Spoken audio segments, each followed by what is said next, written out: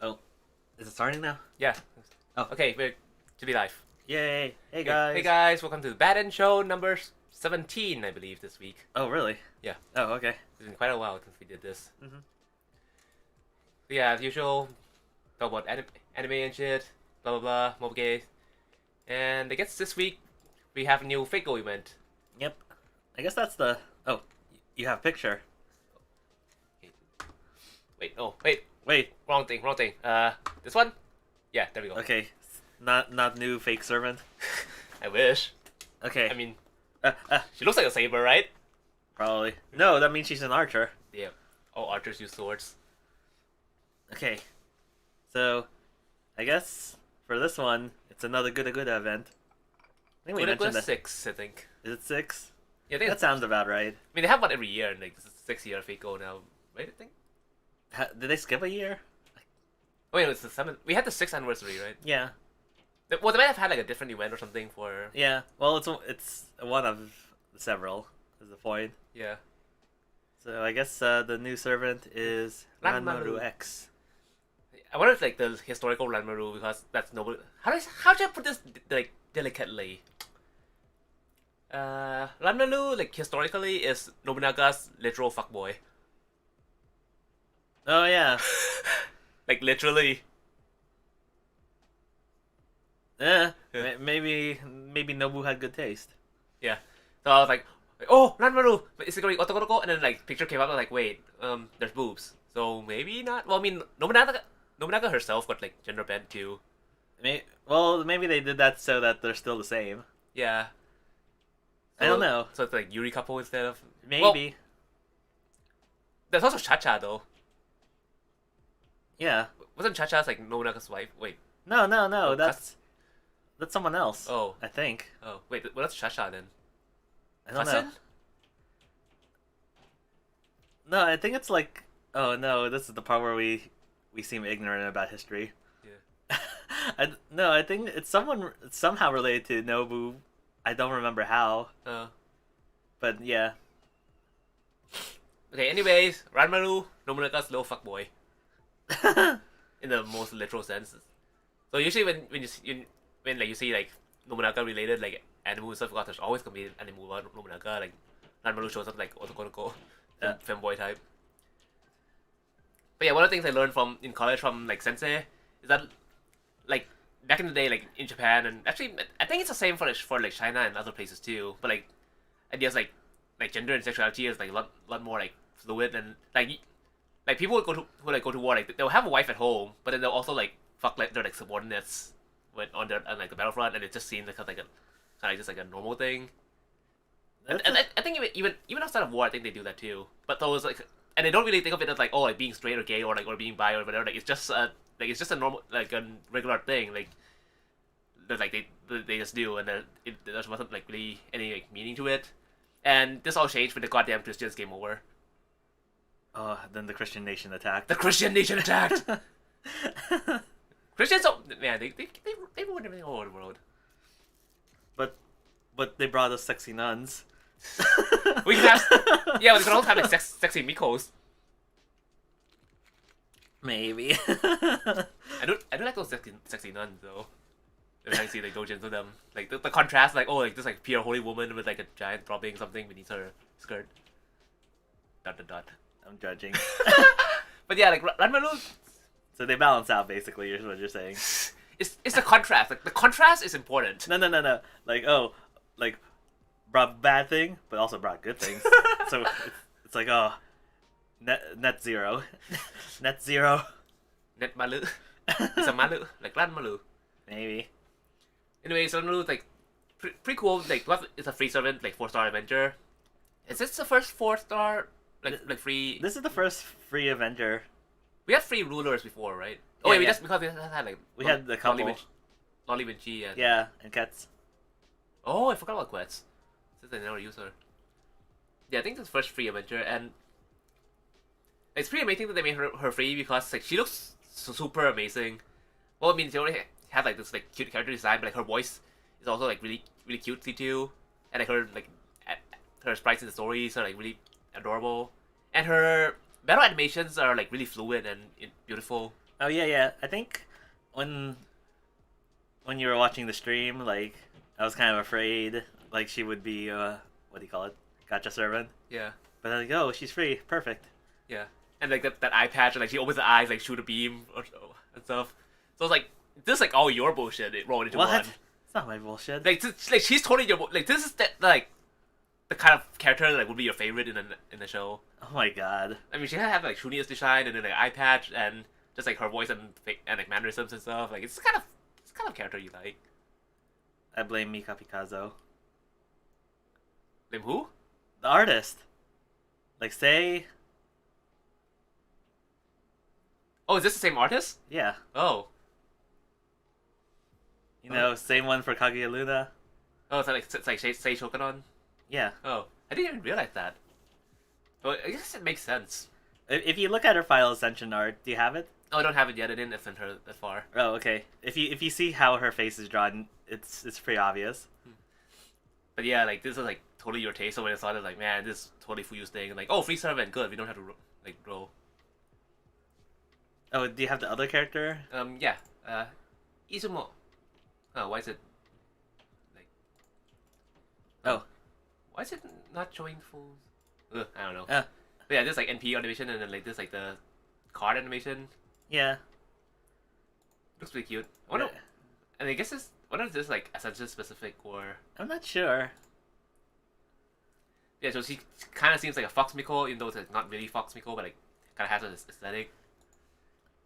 Well, I guess like in terms of what you call it, styling, Yeah. she's very kabuki. Let's call it that. I mean, she literally has a Kabuki Gundam. Yeah. Stando. It's a Gundam and a Stando. So, what do you think of her? I think she's really cool. Like I only got to use her a little, like once or something. Because most of the time I just like double Castoria, loop everything. Uh-huh. Let me move the mic closer. Are you blocking my camera? Oh, it's fine. But yeah, like I think her voice is really cute, and especially like this art, like I just love this so much. This part of the NPE, and like the Gundam Kabuki thingy, like like she has some necklaces that like, comes around and slashes and stuff. So I think it's really cool, and also she's a single target, quick, offensive caster. Is that even a thing before? No, well, unless they added one that I didn't know about, like while during one of my like down periods. But as far as I know, this is the only offensive quick caster we have. Well, at the very least, I don't have any. Yeah, I mean, in terms of just quick casters, I think there's just Scotty and is there anyone else besides Scotty? Well, Scotty's. If we're talking about MP, technically she's not even quick. Oh wait, she's arts. Oh, Yeah. Her MP is arts. I always thought it was quick. That's okay.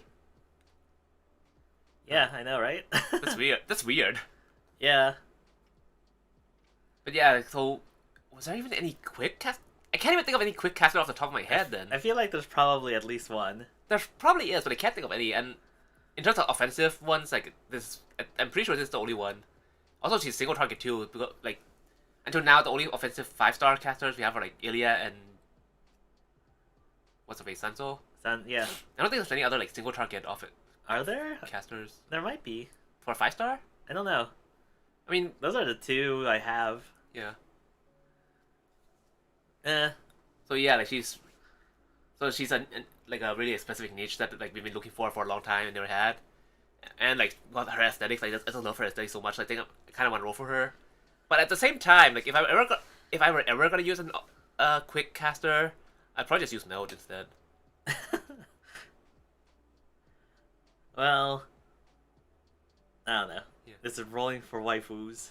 Yeah, like she just looks so adorable though. Mm-hmm. Also, I feel like her art looks familiar. I'm not sure who the artist for this is. So yeah, So how's your war savings? I have like 120 to 130 quartz, something like that. So that's enough for like 410 rolls. Uh-huh. Which in most cases isn't enough to get a 5-star unless you're like really lucky. Yeah. Well, I did get like really lucky like the last few times we streamed it, but yeah. So I want to try for her, but at the same time I don't know who's gonna be coming for like Christmas and stuff. Yeah. I mean, it could be like Mother Harlot. I feel like she's novel, but I'm too scared to roll. Yeah.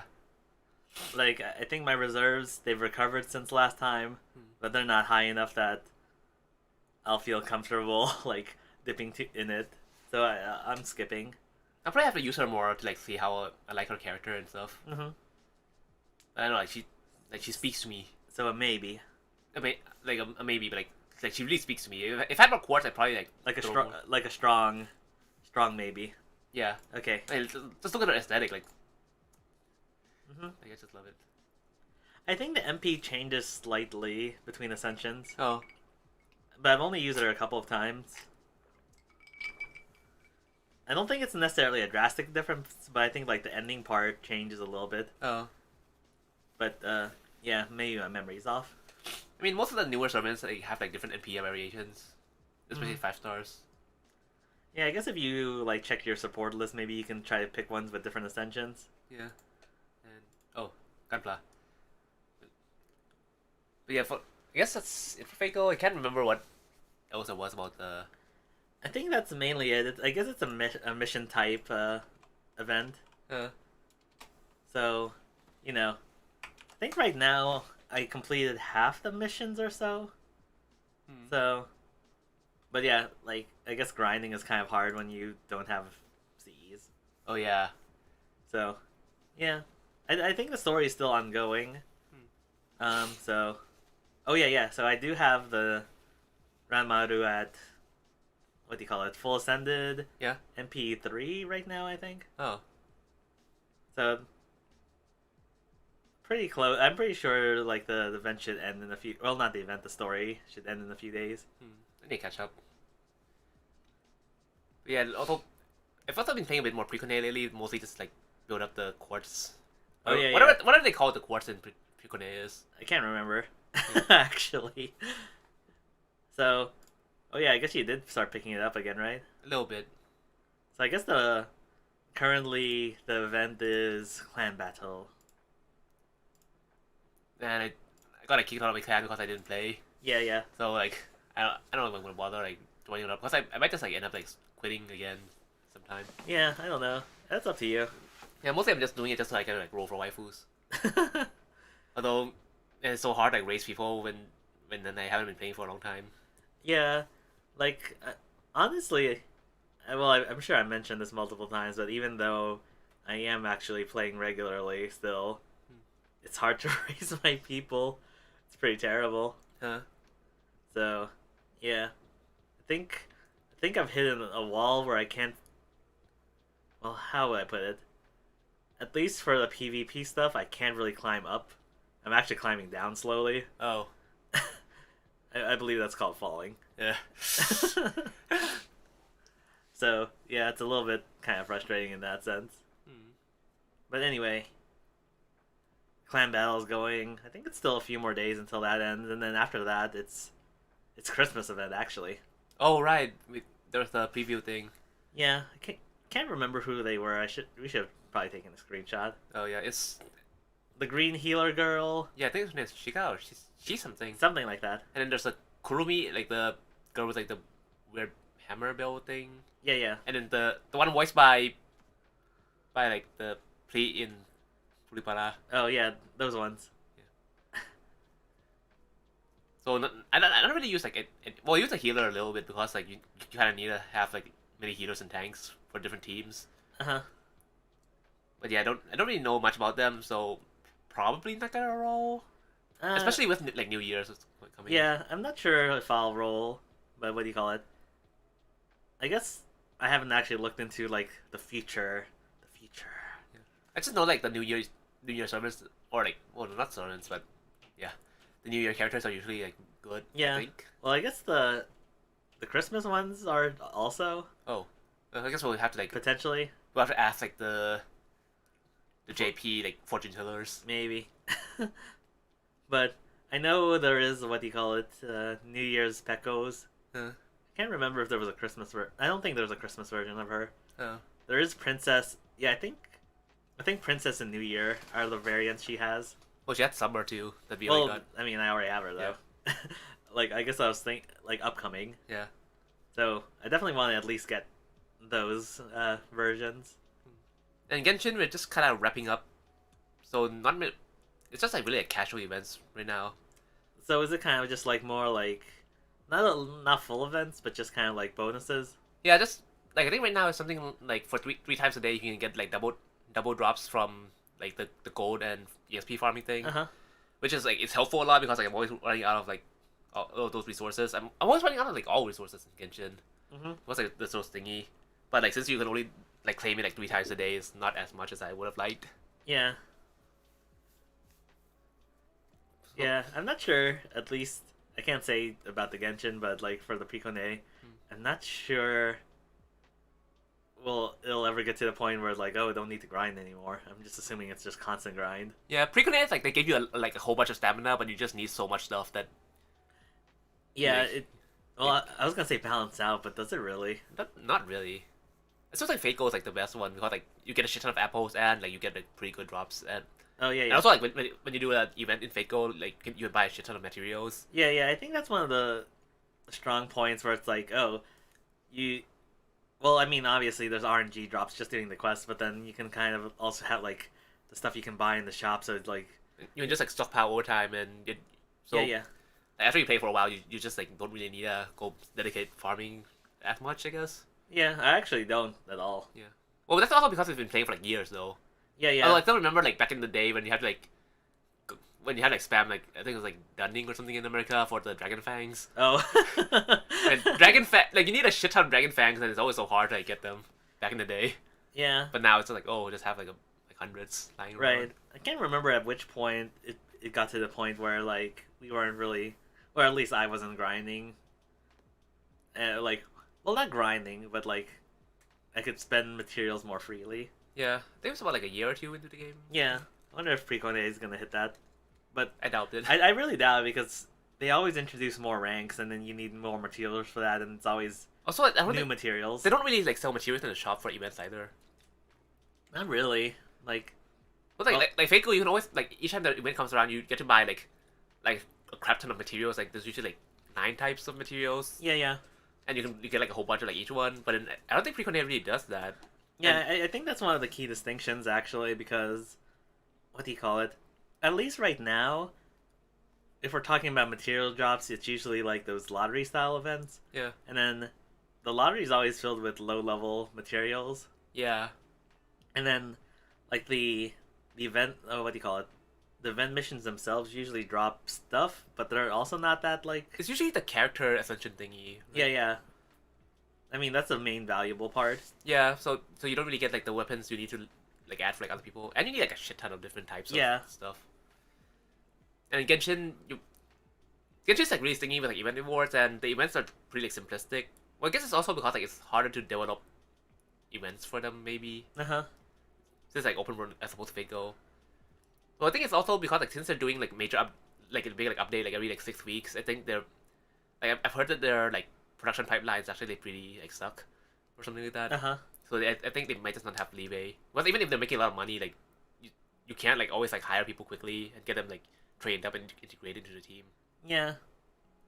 And then actually, in some cases, getting more people actually makes it worse. Yeah. For at least for a while. Yeah, but yeah, I see people always talk about like, oh, like Genshin, like they make like so much money. Like, oh, like, they're not a small company anymore. They can afford to do that. And like, yeah, but like like you need money to do a lot of things, but just having money alone doesn't mean you can like speed up the timeline that much. Yeah. Especially if like you like a company like if they just like got money all of a sudden and then like they don't really know how to like take advantage of it properly, I guess. Yeah. And then like even if you have a big windfall of money, you don't necessarily want to spend it like frivolously. Yeah. So I don't know. But yeah, it's kind of well, people have been coming for a long time. Like the content Genshin has kind of a content drought, and it's kind of been going on like that. So, well, at least the new update should drop in like middle of next week, I think. Mm-hmm. Oh yeah, like this morning I just had a dream that like I accidentally rolled in the Eula banner, and I was like, oh, I got like 3 5-stars in this 10 roll, but at the same time like, oh, I used up all my pity for that stuff I've been saving up for Ganyu. I was like, oh shit. I guess we'll see how the reckoning is next time. Yeah, man, it's gonna be hard to like keep myself like rolling for Eula because like I do kind of want her, but then because of the whole like pity system like transferring over, it's like shit, I need to save for Ganyu. Uh, That's all on you. Yeah.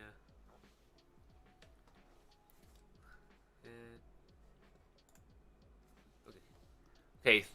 I guess we don't really usually talk about this, but feel a little bit more like gunpla and pla mode this week. You haven't been doing that too much lately, right?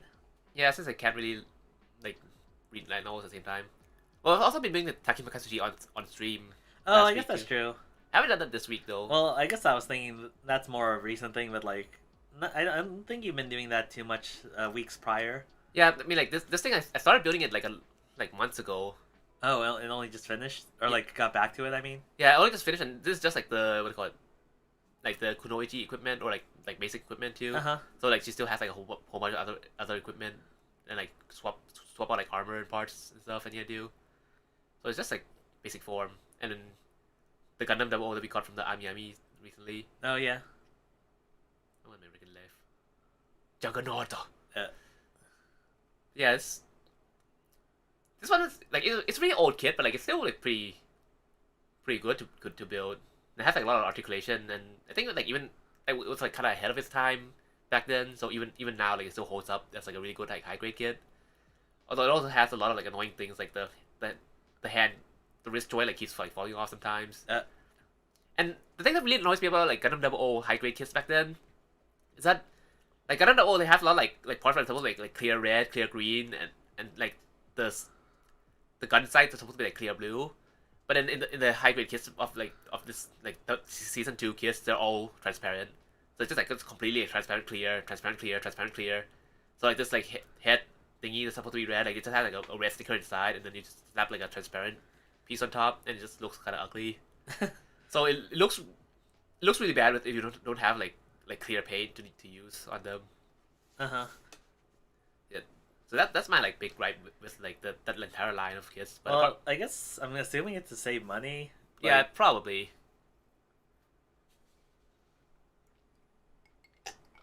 But yeah, I'll probably just use this as like a custom, like a base like customizing things and stuff. So things are gonna like be like changing anyways. And like mechanism wise, like it's still like a really good like articulated kit. mm-hmm. Yeah, and I guess now we've got the So I guess it's now we're up to animes. yeah. So I guess for light novels, Oh yeah, Yeah, I guess this week I was reading 86, although like I can't really show pictures because like spoilers. yeah, Because like the anime is still ongoing, and I'm kind of thinking like, oh, maybe I should do videos about them, but like since anime is going, like should I do it now, or like with spoil people, or maybe just put like big like spoiler like uh-huh. warning at the beginning. Anyway, I've just started like volume 6, so it's been really fun. Although I have like a few complaints. Like I have to be vague about it, but I guess a lot of the things like trouble characters like they it gets like dragged on too long, and it's like I don't know. I feel like they should like just like move on from that part of stuff. I guess. Has the pacing of the story changed? Like plot wise, it's like the pacing's like good because like they're moving from like battlefield to another, and Uh-huh. there's a lot of like fun like military stuff going on, but like in terms of like character development, it's kind of stagnant in a way. Oh, And then okay. every time, and then like there'll be some events that make you think like, oh, like maybe this event like help them like change their outlook on things in a better way, but it just like makes it worse, or it just like regurgitates the same thing over again, Uh-huh. which kind of well really annoys me. Like so, Okay. or it's still really fun. I still love the series, but like I really wish the character development would be like better. Oh. Also, the whole like victim complex that we talked about last week, like still going strong. It still has full HP. Yeah, I guess just for perspective, like you said, you're on volume 6, right? yeah. I think How that how far would we be in the show right now? beginning of volume 3.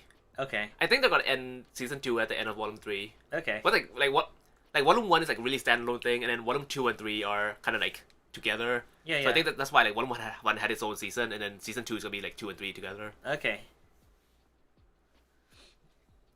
Do you think there's a possibility of another season, actually? Like, pushing more than 20, like, 24, 26, whatever, is not very common for most shows. Yeah, like I think it's probably popular enough, but I don't know if they would do it because like they rarely ever go over like like the two core stuff. Yeah. I feel like it, at least without, what do you call it, diving too deep, it does seem like it's at least fairly popular. Yeah.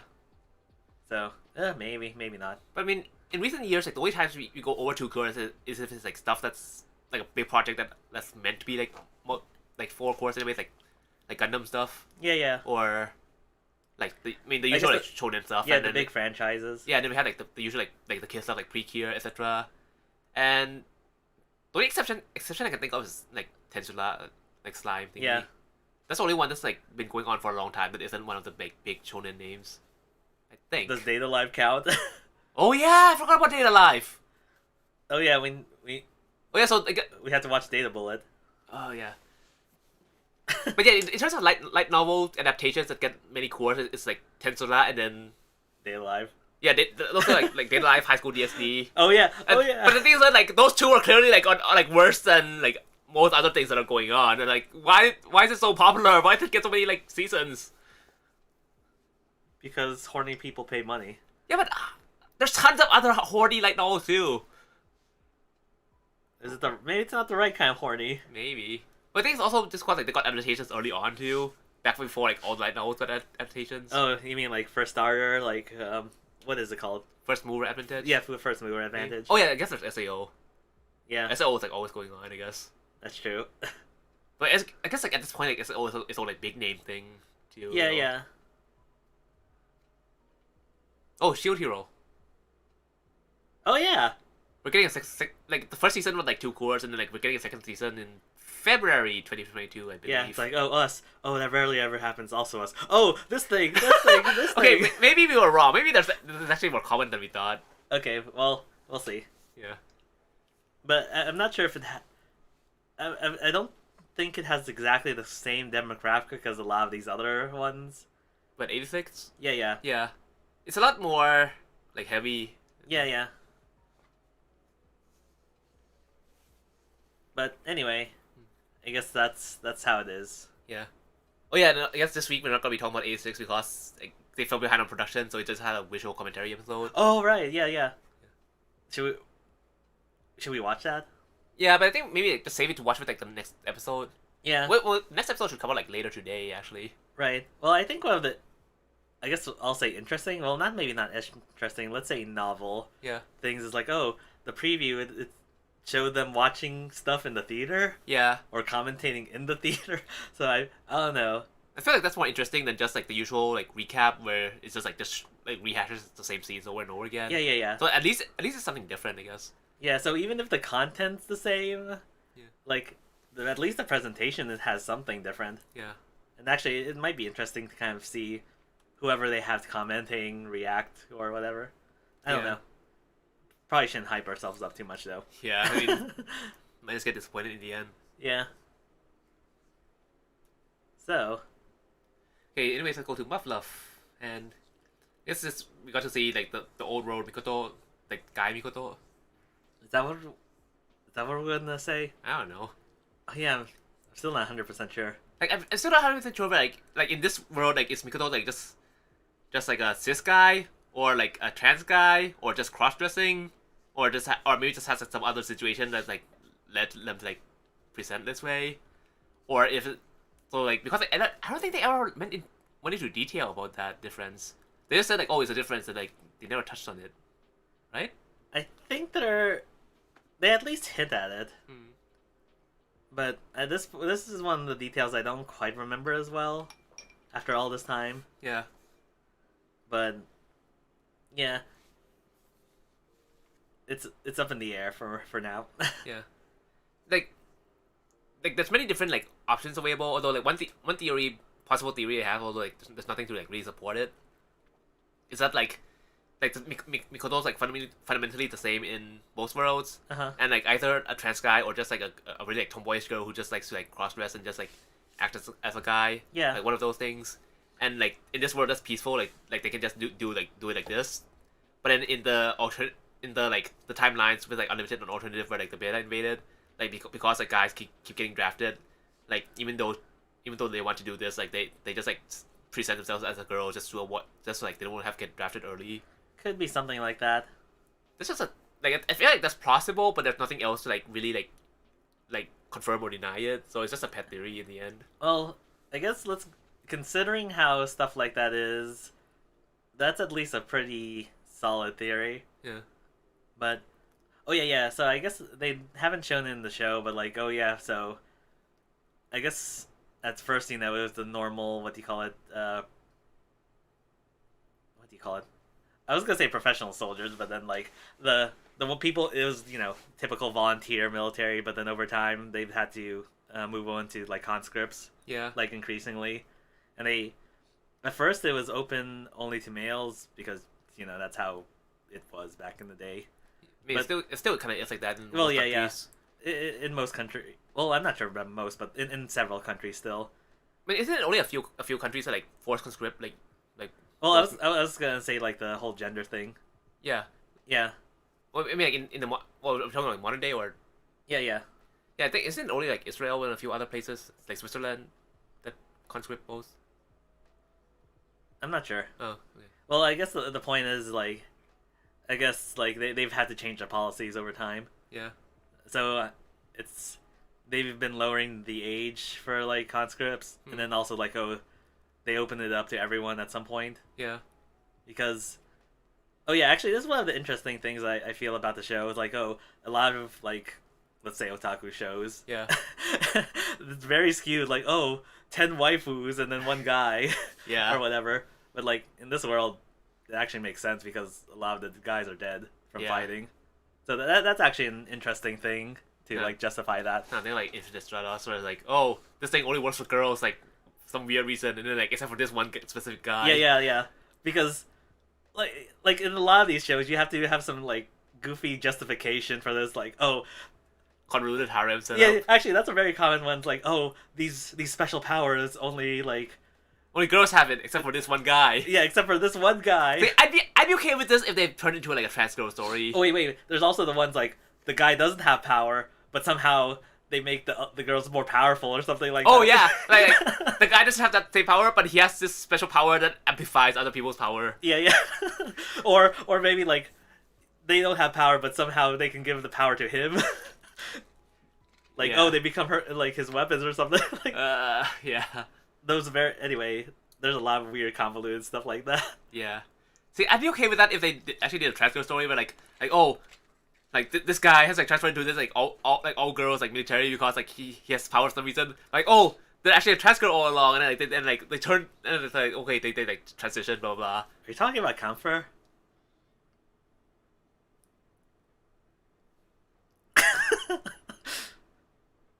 Shit. Well, it's not exactly, but it's a little different, but like yeah, Camphor would actually like I freaking love Camphor. Back in high school, like when I watched Camphor, like it just meant so much to me just because like obvious reasons. But yeah, that kind of setup, I guess. Like I'd be more okay with like that kind of. I mean, I really want that kind of thing. Well, anyway, I feel like this is one of the more like, I'll say grounded reasons for that. Yeah. Anyway. Oh yeah, I guess I should mention like the conscription age is below. Wait. Didn't Precure do something like that? You know, like newer seasons that we didn't watch yet. Maybe. I think like I saw people talking about like Precure doing something. Okay, we'll have to research Precure. Yeah. We're still stuck on. We haven't watched Precure. We haven't watched Precure in like years at this point. Yeah, I've been meaning to, but like yeah. But yeah, I think we're stuck on that one right now, right? Yeah. Yeah, like just bro trying to play games kind of thing. Yeah. And Subika finally appears like for once. Although I guess like for people who haven't like experienced like extra and stuff, like it's probably not gonna be as like impactful for them. Yeah. This is one of the things I was kind of worried about for like going straight to alternative. Yeah. Like she's so cute. Yeah. This face is normal. Yeah. Personally, I did quite like this though. Yeah.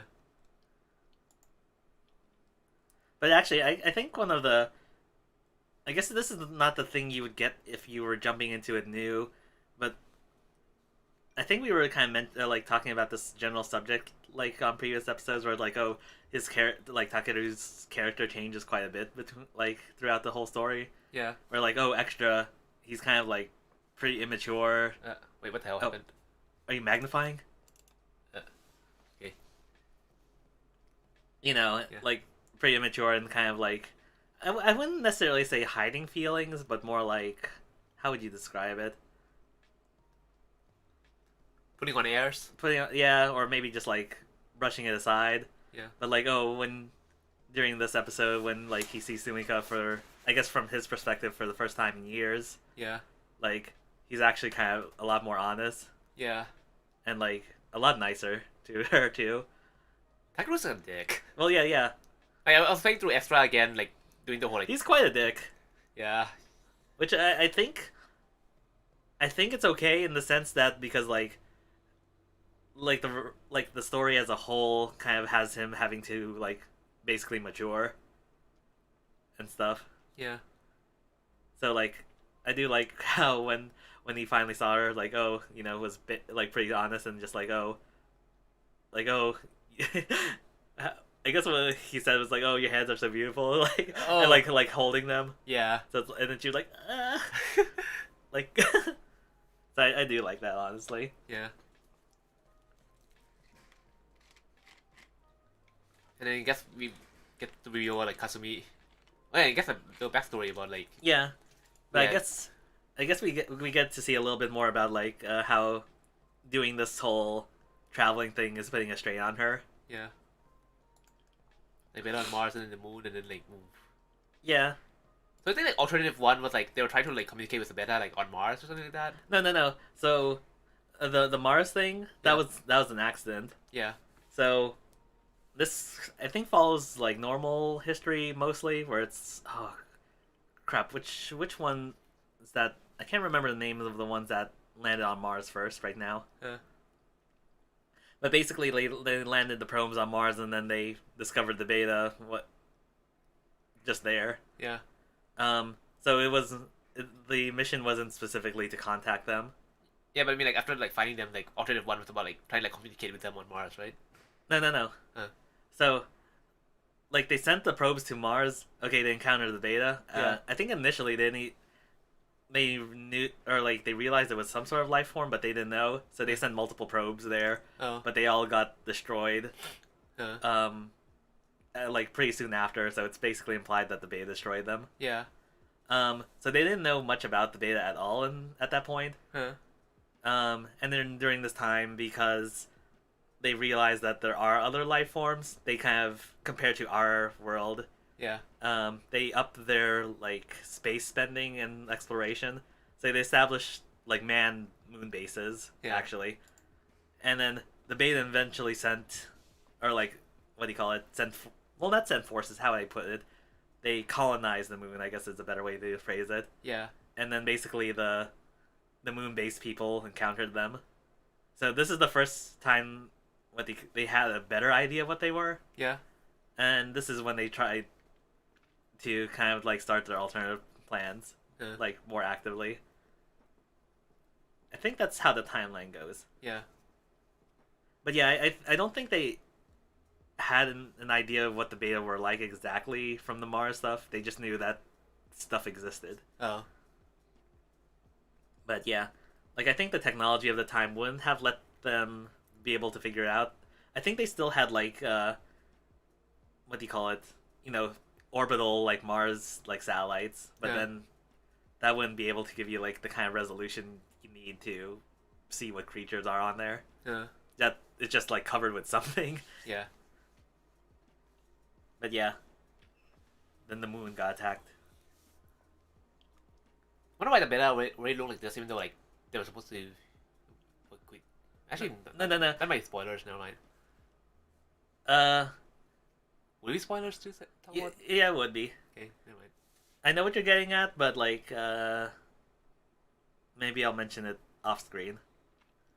Yeah.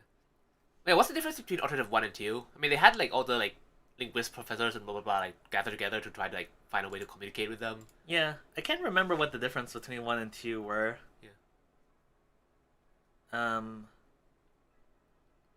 I have to look that up again because 1 and 2 kind of blend together in my head, and then 3, 4, and 5 are distinct enough.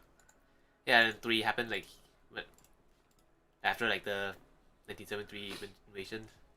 Yeah. So they mentioned how like the hive basically landed on Kashgar. Yeah. Oh, I'm actually kind of surprised they didn't mention the other hive Wait, which one? because like The North American one. yeah. The north of like because it landed in 2 sites, like one in Eurasia, one in North America. Yeah. So I wonder would that be spoilers to talk about the other hive? I have no idea actually. Yeah. Maybe to keep it off here for now, and then we can do like your history video. Yeah. Later. But anyway, this is the main one, the Eurasian one, and they basically spread out from there. Yeah, and I guess like the Soviets like created these like psychic peoples. Yeah, so I guess in this world, like I guess psychic powers already existed. Yeah. But then I guess they did some, what do you call it? Enhancement kind of thing. Well, I was gonna. I'm just trying to think of. I know what it is. I just don't know what the best way to say it is.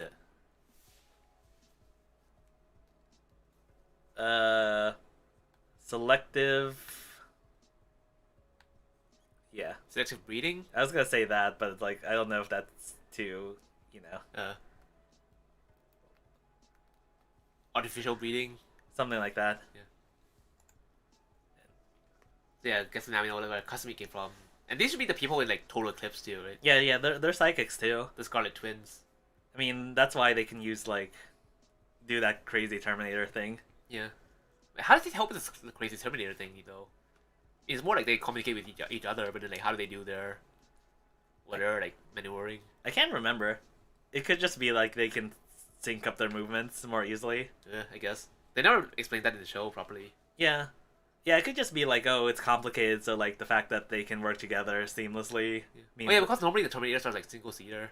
Yeah, so it could be something like that. It's just like, it just makes it more effective. Yeah, it's just like Intel Core 2 Duo. Maybe it's like that actually. Like they have like 2 central processors, kind of like how like you have like processors for like the 86. Damn, do they have dual cores? Yeah, not advanced enough. Damn. Okay. Anyway. And then actually. So yeah, and then how like Kasumi is like one of these people that didn't get sent to like the hive. Yeah, I guess that's the important part. It's that basically they sent them en masse like into the hives themselves to like try to get psychic readings. But basically most of them got killed off. Yeah. I think it was like 6% survival rate. Well, I think that's like just pilots in general just like have like low survival rate. Well, yeah. And like these people, they just went in on the TSFs like next to like normal pilots. Right. I feel like for that sort of thing, even getting close to hive is one thing. Making it out is a whole different matter. Yeah, so it's basically like like the beta just don't see humans as like creatures at all, I guess. Yeah. So it's like complete annihilation. Yeah. So I'm just kind of surprised some of them even make it out. Yeah. Yeah. Oh yeah, I guess the thing for the psychics, another thing that's important is like they have to be in close-ish proximity to even like be able to get a reading at all or try to communicate. So yeah, it's basically just a suicide mission for everyone involved. And basically they got no real, what do you call it? Progress. Yeah. So we're starting to see a little bit of more what Alternative 4 actually is. Yeah. They didn't state it out right though at this point, I think. Yeah. And we have like lovely stance. I think this might be the same like woman pilot we saw in like the first episode. Yeah, is it technically episode 1 or episode 0? Yeah. Well, yeah. I'll say just first. Yeah, the prequel one, where like was it Sadokashima? Yeah. I don't think she was a thing in the original games. Oh. Or at least I don't recall it. Or maybe she's kind of a side character, so maybe she just like showed up but wasn't prominent, so you don't remember. Yeah. But I guess this is something we don't really get in the games themselves. We only see them directly after stuff happens. Yeah. But now I guess we get a little bit more of their perspective, so that's kind of interesting. Yeah, so we saw like the resistance group getting together.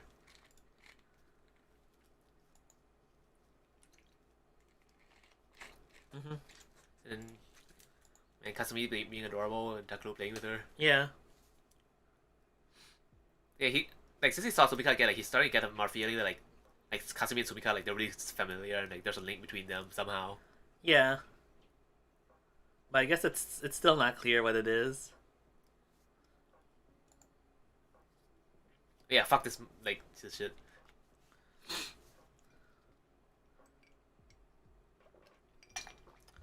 Oh yeah. Yeah, we should probably just do a like the specific video for like this episode on this part, but later. But basically, like this is a it's an alternative, like well, yeah, alternative. But basically, in the unlimited timeline, like the first, like the other timeline, the first time he had thing was like the world was a beta. They were sent to like evacuate people. There were people living near this volcano or something, and they were sent to evacuate there. And then, but like not like kind of like how they saw in the first episode, where like the people who like refuse to evacuate and they just live near like front lines and stuff. Mm-hmm. And if there's this grumpy old man, like people are like, oh, you need to evacuate or you die. Like this grumpy old man, like, no, I want to evacuate. Like fuck you guys. And like the volcano's gonna erupt, and like what ended up happening is like Meiya and Takeru like having to work together to like do their like TSF like jump really high, and the Meiya used like some sort of like bullshit sword technique thing. I mean, how is it gonna describe it? She used a sword to like cut the mountain, cut a chunk of the mountain that come down like towards the flow of lava. Yeah. So it's like bullshit sword technique's like the only thing I can call it. That's called being samurai. It's called the katana is the strongest sword ever in all anime. I mean, she used like a TSF sword, but still, like that's still bullshit.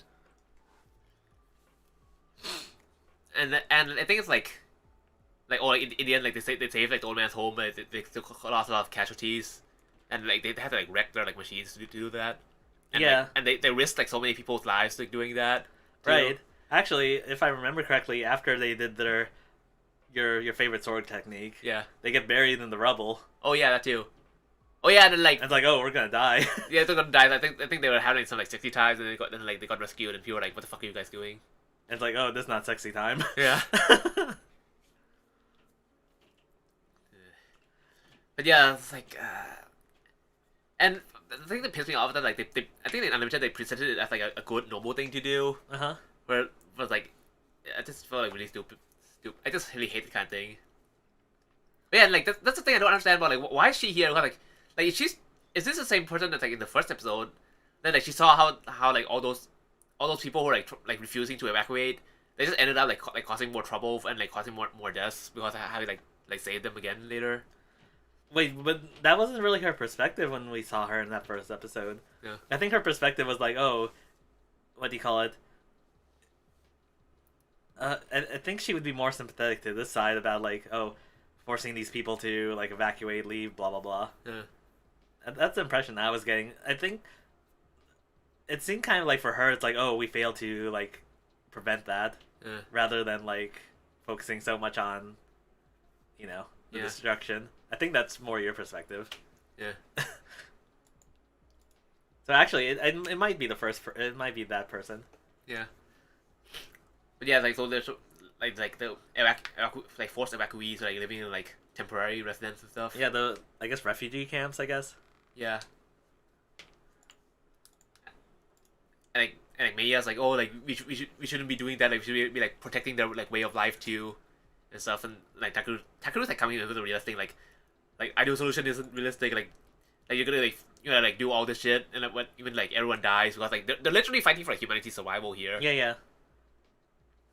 Yeah, I think like what you were saying, like, oh, in Unlimited they presented like, more positively. Yeah. But I'm thinking they probably did that to create a greater contrast here. I can't remember. Did he go along with Meiya's idea like originally? Or was it more like hesitant? I think they had a fight about it, and then like he ended like deciding to help Meiya in the end. Yeah. So I feel like this is kind of like, oh, now where it's like, oh, maybe I made a mistake the first, like the original time. Yeah. Like what it cost. Yeah, everything. yeah. Well, yeah, yeah, kind of like that. So I do like how he's a lot more, what do you call it?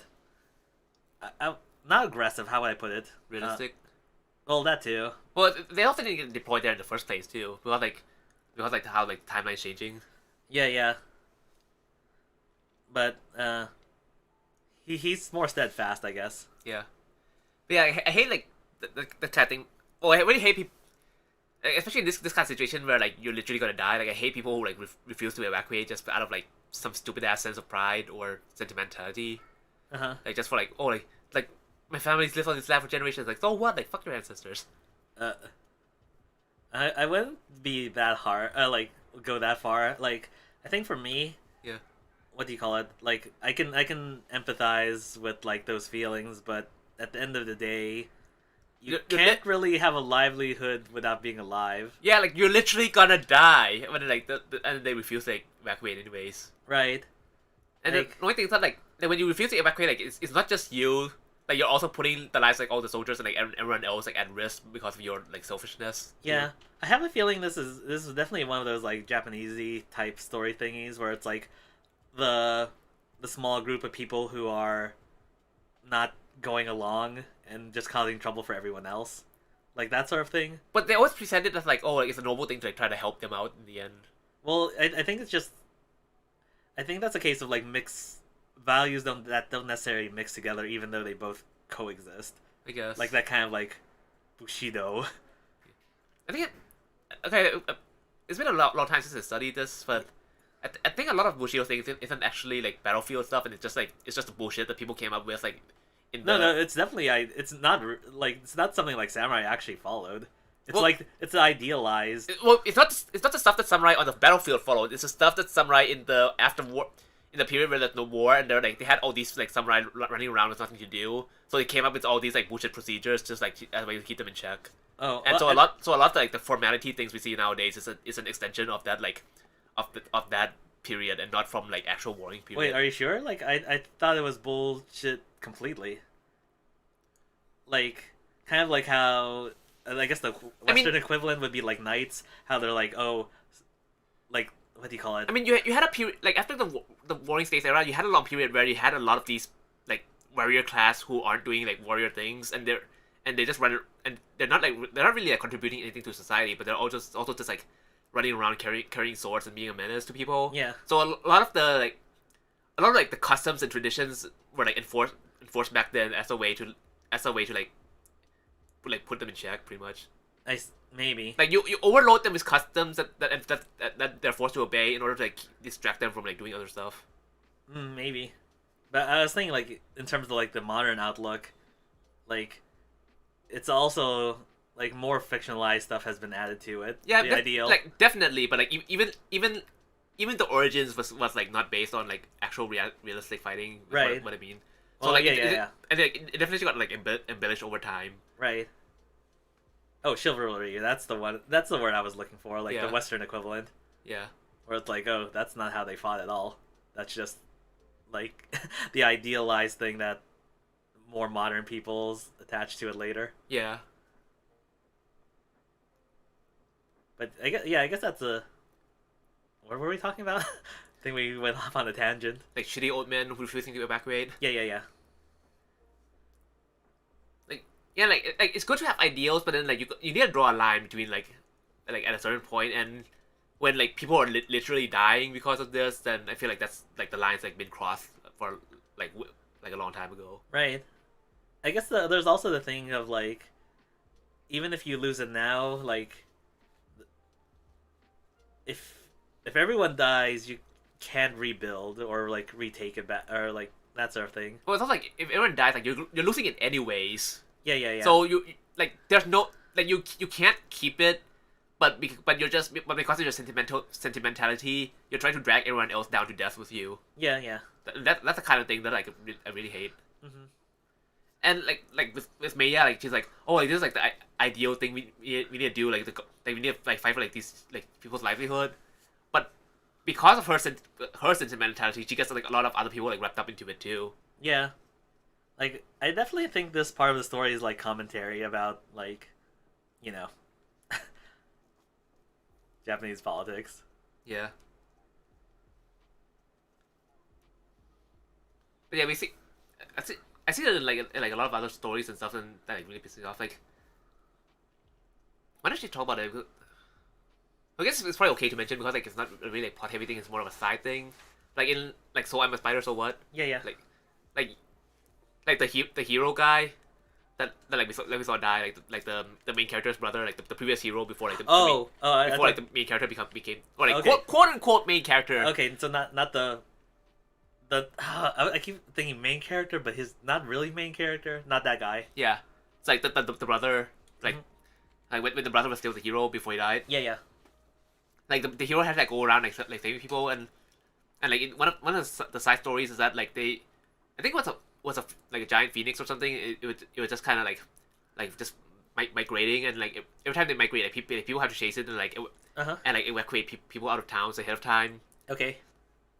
because like the phoenix isn't like exactly like going towards town. It's just going on whatever route it chooses and like leaving flames behind.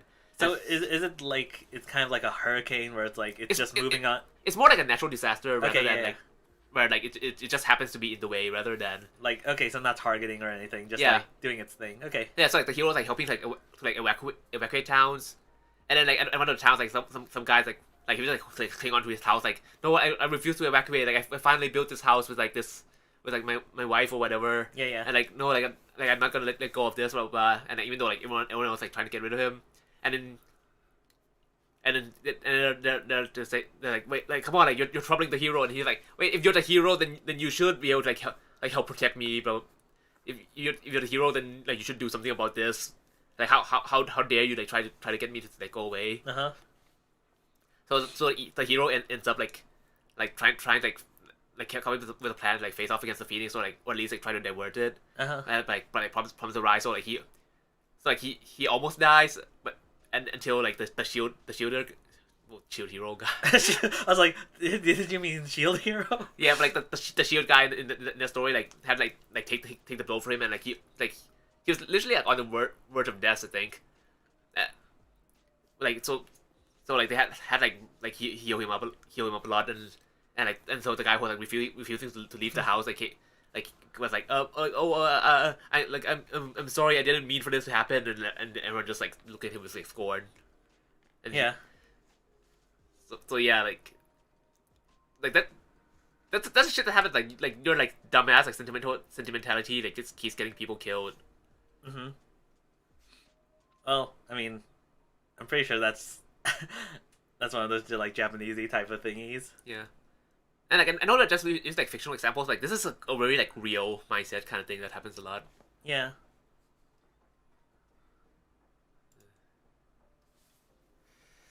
Yeah, I just hate this kind of thing.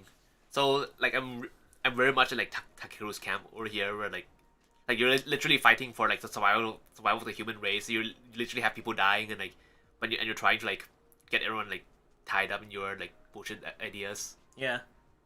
Oh yeah, I guess one more example. Yeah. This is just like that episode of Deep Space Nine we watched like several weeks ago. Or like that old guy doesn't want to like leave his house. Oh yeah, I was like fuck that old guy.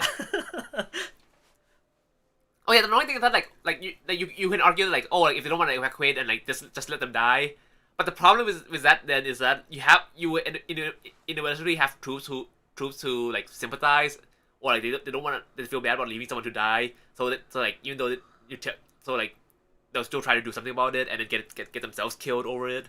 Right.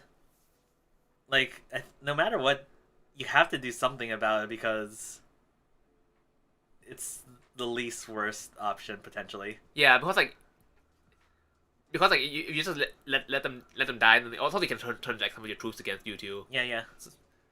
So I feel like the best option is to either like do a forced kidnapping, or like late night assassination. Oh my god. I'm pretty sure the second one is not gonna it's not gonna be the best PR move. It's not gonna be the best PR move, but at least you're gonna like keep people from like out acting against orders. Oh my god.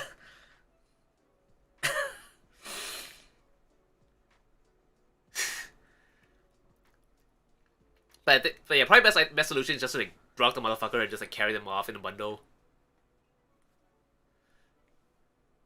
Okay. I never had to resort to that. Yeah. Yeah, fuck these bitches. Eh. But yeah, like while the argument's going on, like and like I mean like it's like oh, you're not gonna make everyone die, and I mean like Chalk like wah. But yeah, I guess we start to see like all those letters she's been receiving. That like I think they showed the show that like it said like it had a mark that like oh like this letter's been inspected, but like it's actually still sealed. Yeah, yeah. So like it's definitely the kind of thing where like someone's like smuggling them in.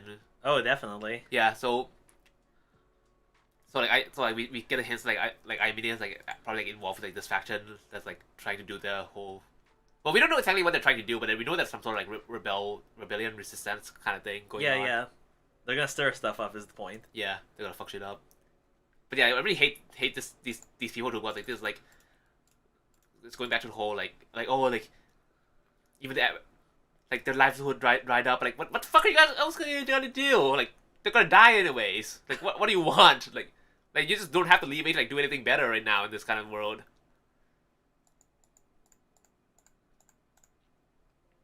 Yeah. Fuck these guys.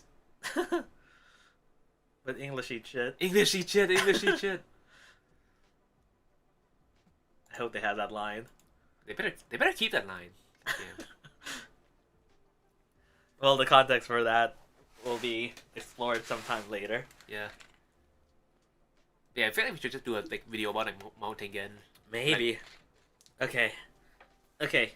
Well, we've been rambling on for quite a while. Yeah.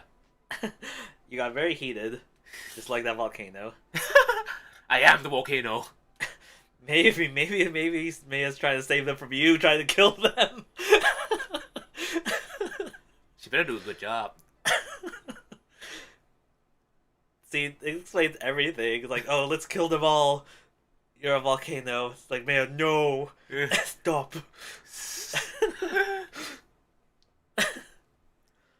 Stupid purple swordswoman. Okay, Mount Anya. Wait, no, I'm Salt Lake City. Maybe. But yeah, we don't have 86, so we have 8. This goes into a meme.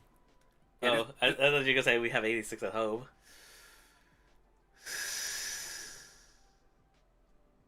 Sure. Anyway, actually, this show kind of has that same sentiment too, doesn't it? Like, not as 86, but I mean, what we were previously talking about. Like Muffluff? Like, well, I was thinking more like specifically that whole like sentiment type thingy. Well, it has sentiment, but it's not quite as much. Yeah, it's not. And it's also different. It's not too like that extreme yet. Yeah. Yeah, girl, cute. Oh, I guess to have screenshot. Yeah, I guess like she was crying because like it was like her first battle and stuff. So like even though she was really good at it, like she was. It still makes sense because like the people in their first battles are usually like shocked and stuff. Yeah. Well, I guess the good thing though. Yeah. They're all like automated, so could be way less like way more shocking. Yeah. But yeah, that's a pretty good like performance for her first flight. So it makes me like her more. I thought she's really cute. Yeah, I guess most of this episode is about like the Americans trying to suppress Ghost. Yeah. Because like I guess we technically learned some stuff, but it's a lot of the stuff we were kind of already assuming. Yeah. Or speculating about. Yeah, this like Grey Hat Maker guy. I mean, he's basically a Grey Hat Maker, Mr. Bushido. Oh yeah, man, he a loner, but then he discovered Gundam. Oh yeah. Yeah, like he was never able to sleep until like he fell asleep inside that cockpit. Yeah, then he knew it was destiny.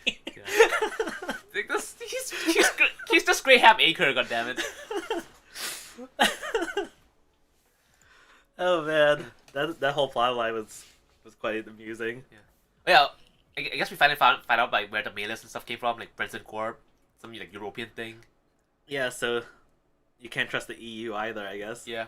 And like I think the EU is like one of the occupying forces. Like, Is it? yeah, because they found out that like there's like Oceania and then like not China, not America, but then there's also like the Eurasia group too.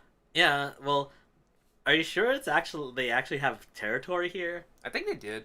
I thought it was only those three Oh. because I'm getting on the impression that like the EU is still is interested themselves, but they're doing it as a proxy rather than any direct control. Not sure. But yeah, like they say like, oh, like this company is like they're not involved with the government, and like they're kind of like a shadowy company thing. Mm-hmm. But like I feel like that's kind of sus. Well, that's yeah, really definitely sus. sus. So I feel like they're just being used.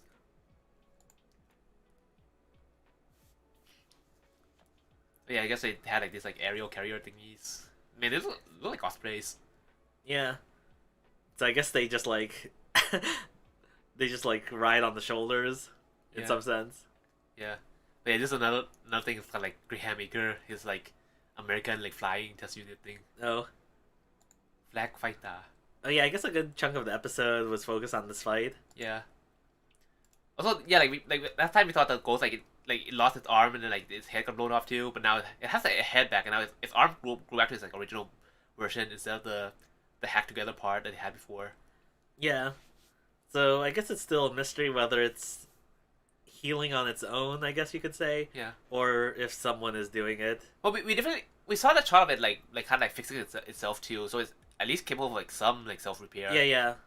But like this is a lot of material too. I feel like the weird part is like, okay, it did steal the other arm to repair itself before, but now it has that other one, so it kind of seems like it initially it could only repair based or like by I guess incorporating another part because it didn't have a choice. Or maybe it just did it just because like it's less like resource intensive. Perhaps, or it could also be some sort of humanoid like kind of outlook depending on what the AI is actually like. Like, oh, this is a memory of like my well, not defeat, but like how I lost my arm. I don't know. Like it could be. We still don't know how advanced or this AI is or how much of a personality it has. Yeah, and I guess we don't know like in terms of like world building, like are they gonna acknowledge how like it needs raw materials, or is it gonna be like, oh, now machines instead of create things out of nothing? Yeah, I guess another possibility is like some organization left parts for it. Yeah. Or something like that. Or it could also, oh, here's another possibility, is like, oh, since it's limited, it might be limited by how much it can repair, maybe it's keeping certain spare parts in reserve, like, for, just in case. Yeah. Yeah, maybe like the Eurasia people are like using this. Yeah. Like, that's one of the things I was wondering, like, everyone's assuming it's autonomous and then working on its own. Well, I think I think we're pretty sure it's autonomous because of like how like it lost its head and like. Well, I guess autonomous in the sense that it's working on its own. Oh, like for itself. Yeah. But it could also just be like, it's actually under the control of EU. I mean, even if they're not like controlling it directly, I kind of feel like maybe they created this and they just dumped it here just like test and get data. Yeah, it could be something like that. So they're just letting it run amok because they don't need to control it. Yeah. Yeah, and we saw like, oh, it has like grew out like more forearms now. And it didn't have that in the previous fight, right? I don't think it did. So I'm pretty sure this is like a new addition. So it's kind of like it's like evolving and adjusting as it grows. Yeah. So perhaps like it's changing its layout based on the previous fight. Yeah, it's also like learning tactics too. Like even within this fight, like its moves are getting like better and like it's reading like the opponent's like actions more. Yeah. Oh yeah, we saw like why are weapons always like OP in like all anime? Yeah, this makes me think it is something weird like nanomachines. Yeah. Because like, if it had to actually contact the planes to actually take them over. Yeah. Rather than some sort of remote hacking, so it's like. Also, I can't see that these planes were manned, but then like all three kind of like got taken over and like they didn't mention anything about the pilot. Yeah, I don't know. So I'm a little confused. Yeah. Like kind of. Yeah, the fact that it has to make that physical contact makes me think like, oh, it got infected by nanomachines. Maybe. Or something like that. Yeah. Like wire weapons always OP. Like Code Geass wire weapon OP. Like Gundam IBO like at the end where like they had that big mobile armor thing with like the like super OP tail, and then they just like stole the tail and put the tail in like Barbatos in the final form, and that shit was like OP too. Like anime just loves wire weapons. Yeah. Well, I feel like if we translate it to to real life, I just imagine some like weirdo like like spinning like some like jump rope like to attack everyone. It's called a whip. Yeah. Except for they're not actually that effective as weapons. Yeah, because like I mean, for crowd control, yeah, but like not for damage. yeah, well, it's also like it's hard to control you because like you can't really move it. But like in anime, sometimes somehow you're always able like to move it exactly how you want, even though it's such a thin wire and you can't really put like joints like many joints inside it. I mean, I guess you could do some weird hydraulic stuff, but that would be like. It'd still be really hard to do like attitude control. Oh yeah, though. yeah. Well, you probably need like a super strong computer plus like a bunch of like really strong artificial muscles in order to get it to like work the way you want. Oh it. yeah. Unless you have like magic or some shit. Yeah, it's magic. Yeah. Like a magic. Like a magic.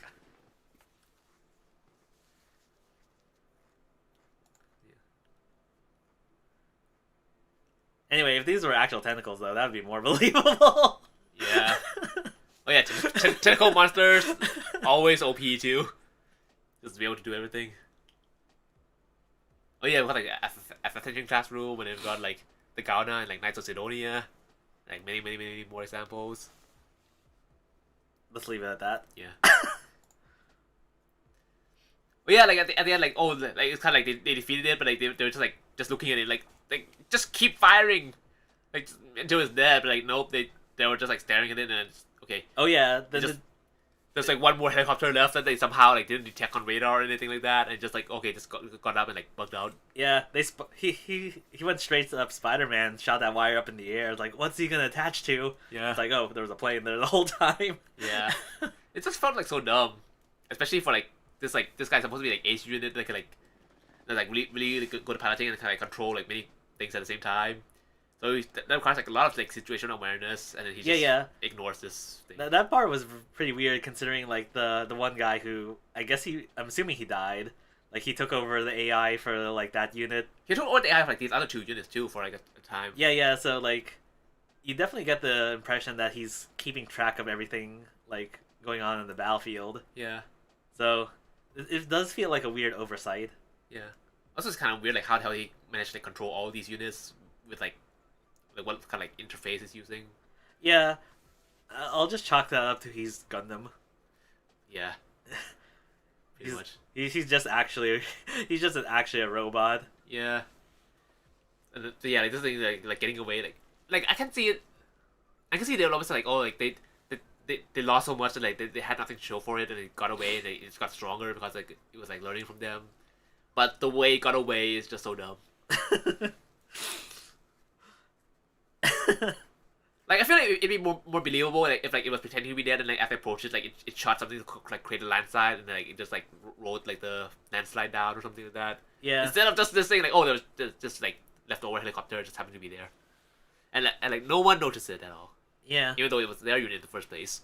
I feel like also another alternative is that even if they still win, that they're so damaged they can't do anything about it. Yeah. Like that sort of thing, maybe. Yeah. But I feel like this is a case of being too competent that the incompetence stands out. Yeah. Like the writing got like kind of convoluted for this part. Yeah. But yeah, the Brenson's Corp guy, German Gobernator, he just looks like a vampire. Yeah. This. Like Alucard or some shit, or Lad in Fako. Yeah. It definitely has that vampire look, that anime vampire look. Yeah, like just like long silver hair, and then it's like yeah, it's always about this length too. Yeah, and then like half dead eyes, and like these kind of like weird like I don't know makeup thing. Yeah. Marks, and a lot of like wrinkles. Like this guy's a vampire. Yeah, and then like the leader of the resistance, like the way he talks, like it's so over the top, like sus. Yeah, It's like there's definitely something going on. can't trust these Europeans. I guess not. Man, this is like the good old days. I mean, this it's basically like the colonial days, except it's all on Japan instead of like worldwide. Well, yeah, this is.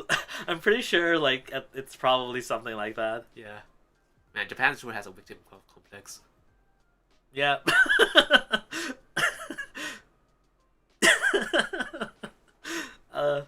I'll just leave it at that. Oh yeah, all these mech shows like 86, Murph Love, this thing, man, it's like victim complex all over the place. Yeah. Like, yeah, you guys got beat up a lot in World War II, but like, you guys also did a lot of shit in World War II.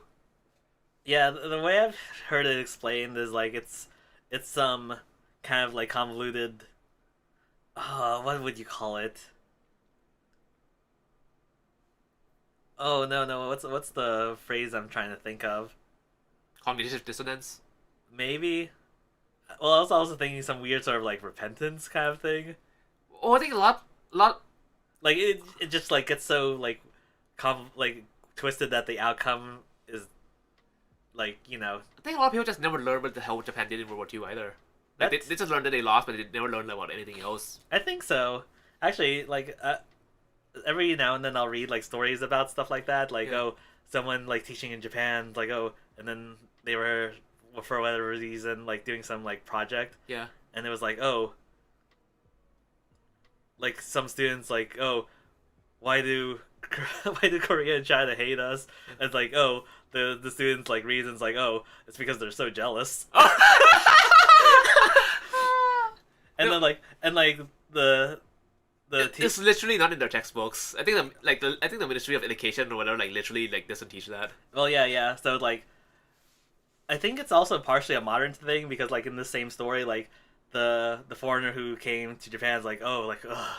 And then like the teacher that they were in the classroom with was like, ugh. So like, I guess they were old enough to actually know what happened. So I don't know if that's a thing of like, oh, in modern times are they trying to like scrub it out more? I think they've always been trying to scrub it out. Well, yeah, like, I mean, like from the start, but like, but people have memories. Yeah. So I think like older people would kind of like know what happened. Even if they weren't like exactly there, they would still like hear from other people. Well, yeah, like old enough that like they can hear from their parents probably. Yeah, but like the newer generation basically have like no. Like you see that like all the time, but like, oh, I came from Japan. Like Japan's such a peaceful country, and like. Yeah.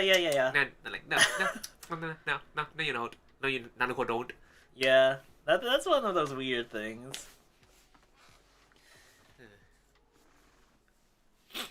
They need to get better at their history. Yeah. And every time I see like I was like, oh, like Japan's such a peaceful country, like. I mean, even nowadays, they're trying to repeal their like Article 9, I think, was the Constitution. I think it should be that one. And I was like, oh yeah, every time I see them, they're like, oh, like Japan's such a peaceful country. We even have it in our constitution not to like go to war with other people. And like, you didn't put it there yourself. America did that for you. Yeah. Like, actually, you know, one of those interesting things about that whole thing. Yeah. Like, actually, I think here's a fun fact. I think it's currently the oldest constitution that's never been amended.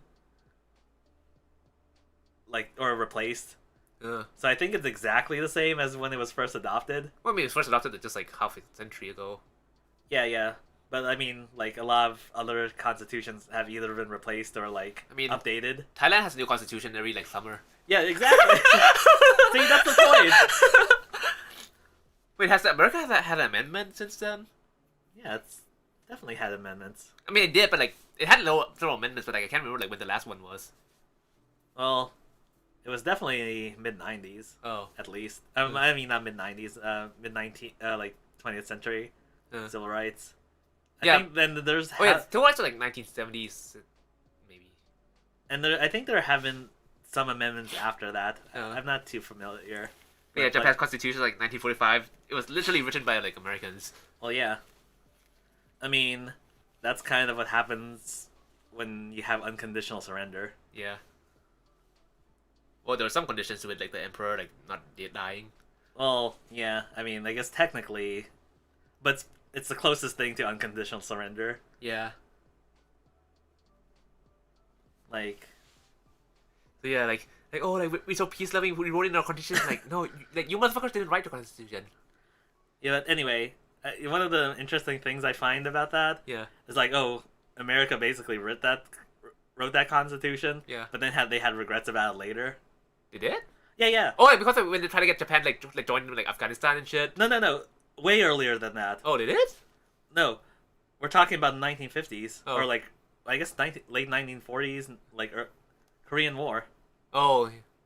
because like that sort of thing happened, and then basically because of how like all the constitution slash like agreements they had with Japan at the Yeah. time, like Korean War broke out, so like American forces like they sent them like to Korea and stuff. Yeah. It's like we sure could use some like help from Japan, Yeah. but we can't. We had to they don't have a military, so we have to leave our troops there to protect it in the event of stuff happening. Oh yeah. Well, I mean, even if they didn't have a constitution, like at the time, Japan wouldn't have the leeway to actually make a military either, though. Yeah, but like during the like whole like Afghanistan period and yeah. and all that, like they. Well, actually, I think technically the JSDF did send some support, but on some very like, it was like very small group, and it was on some very like technical loophole thingy where like they weren't doing the fighting, they were just doing some sort of support thing. Well, yeah. But yeah, like people were like America was definitely like shit, we fucked up. Yeah, but like the whole SDF thing, like Yeah. it was originally established during the Korean War as like not like more of like a police force to like keep Japan safe theoretically if something happens, Yeah. but not a real military force at the time. They didn't have like the heavy equipment or anything. It was more like Yeah. infantry type things and limited at that. Yeah. So yeah, like Well, I think even nowadays, like Japan doesn't really have like long strike capabilities, though. no, they definitely don't. And like actually nowadays, there's a lot of people who want to expand capabilities, but it's really hard to get stuff through, Yeah. like funding and stuff like that. Yeah. I guess like if nothing else, like the JSDF is good for like disaster evacuation because Japan's like such a like like geographically volatile. Yeah. So I'm just thinking of like the JSDF, they just have like dedicated like vehicles for like making miso soup and also like food kits for like disaster relief. Yeah. But so as far as I know, it's way better than like American National Guard disaster relief. I can imagine that. I mean, I guess that's one of the main things they do nowadays. Yeah.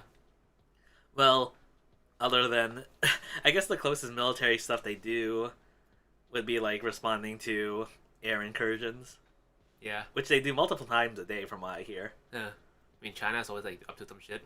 Yeah, like I'm pretty sure that's just a tactic to like wear them down like psychologically, and also just waste their like It's a dick waving resource. contest.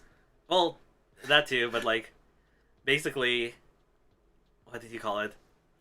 They're wearing down their planes and like burning like excessive amounts of fuels, having to like sortie every like regularly Yeah. like to respond to that. Yeah. So I mean, it's partially that, but also like I think it's not attrition. How would I? Harassment. Yeah. Right, like it's like way cheaper.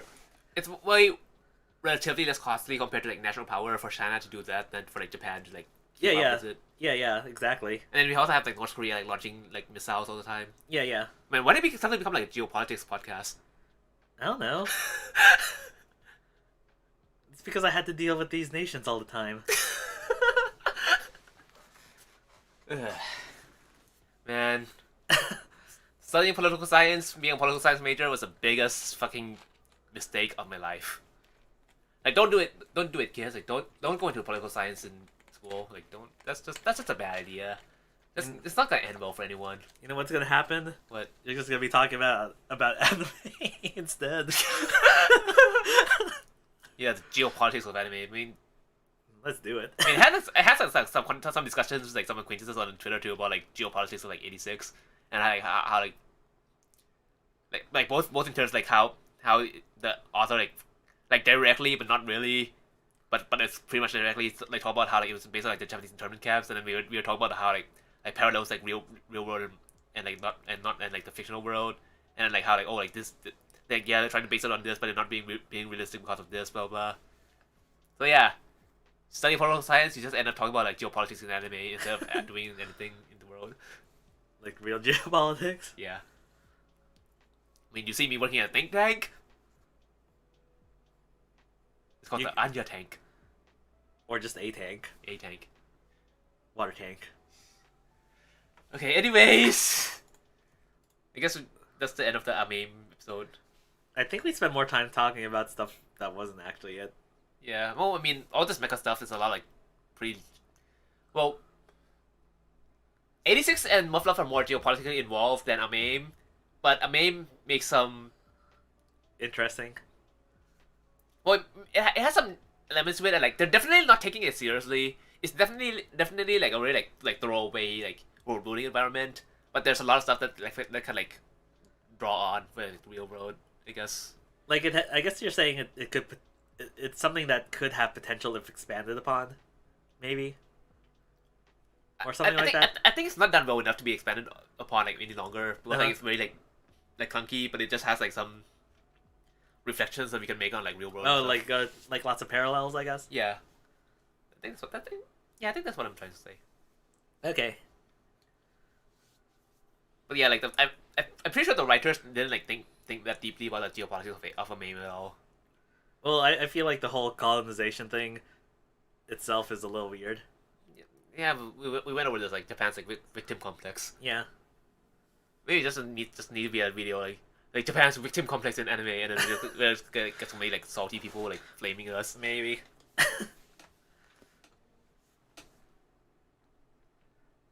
Anyway, talking about a different kind of salt. Wait.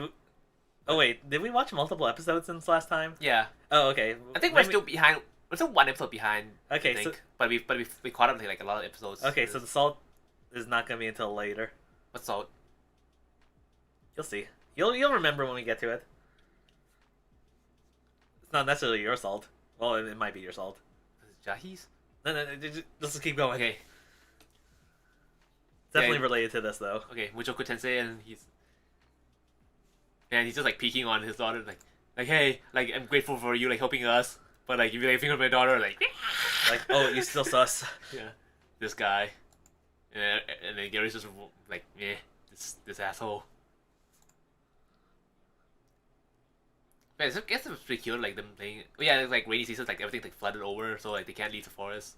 But I think it was actually like up high in the tree because like this is their like tree house thingy.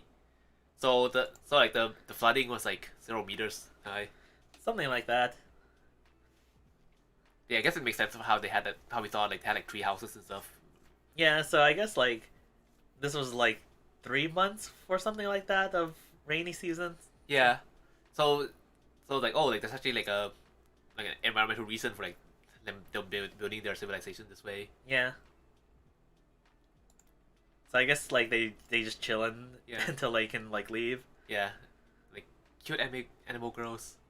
Yeah, apparently like this is like Ghislaine's family, where like Ghislaine's the father's like younger sister. Yeah. And like Ghislaine was just like a problem child, and then everyone like thought she was just like a piece of shit that's never gonna get anything done, and then like they hear from them like, oh, like Ghislaine's actually became like really cool and stuff. Yeah. And I guess she was supposed to be like the protector for the guardian thingy. Yeah, I think it's the family. The family is like a line of warriors, and like this. Oh yeah, kind of funny. Like this girl, like she refused to like learn like fighting with for her dad. Yeah. But then like she has fun like learning from Eris, who's like taught by Ghislaine. Yeah. Actually, I kind of wonder why she was the one who was supposed to be the guardian, even though she's like the younger one. Ghislaine? Yeah. No, I don't think it's just her specifically, but just like like the family. Just the family. Oh, okay, I see what you're saying. Yeah, maybe it's something like that. Yeah. But yeah, and then like they had a fight because like she didn't want her to leave, and make up, blah blah. You know, typical kid stuff, I guess. Yeah. It happens. Pretty cool. Like Eris is actually like strong now. Well, she's been getting strong, like really strong, from like training in the demon continent, I guess. Well, that's because she's gorilla. Yeah. She's just a gorilla. MONKE. Like, MONKE. Tell me I'm wrong. Yeah. I guess he ran into like this, like they're kidnapping. He thought they were kidnappers, but like turns out it's actually. Oh yeah, I forgot about this part. Yeah, so like I guess they leave, and then they make it to like the other side of the continent. Was it? I think so. I think they're in like the middle continent or something like that. But it's basically like a big like human city. Now. Yeah.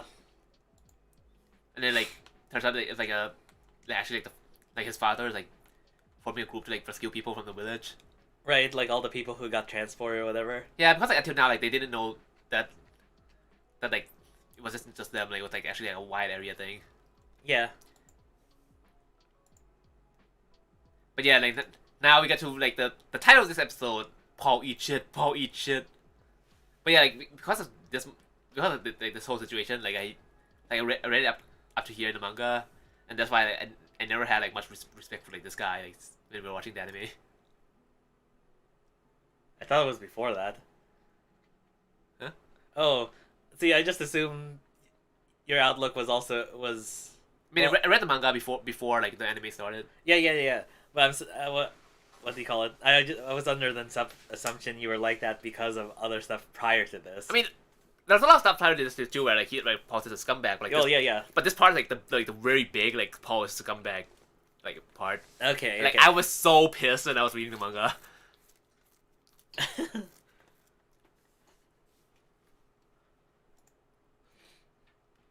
But yeah, like I guess like Paul left a message and like thought that like Rudius would like go try to find like, the rest of the family, but I mean Rudius like he survived on the demon continent by himself pretty much, and like while like trying to guard Eris and like trying to like go through that like harsh land. So like he did a lot. Like he like it took him, and like we saw how like how much like like that group like suffered too to get to this point, and like the dad's just like being salty about like, oh like you didn't go looking for like your mom, you just went like adventuring with like a girl, blah blah blah. Like this part was so cathartic though, like, oh, when they had their bar fight. yeah, when they had a bar fight, like and Rudius actually got the upper hand and like smacked him down and just like punching his face repeatedly. Like I freaking love this. Like this motherfucker deserved it. Damn. I mean, like Paul is such a shitbag. Like god damn. Wait, does he have the physical strength to like punch? Rudius? Yeah. I mean, he's not as good as like Eris, but he's still like a capable fighter. Oh, so he does actually have like power behind. I mean, he was taught by both like Paul and Ghislaine when he was a kid. Yeah. So he's kind of like he's just like way stronger in magic, but he also has like physical power too. Oh, okay. And then Norn. Baby.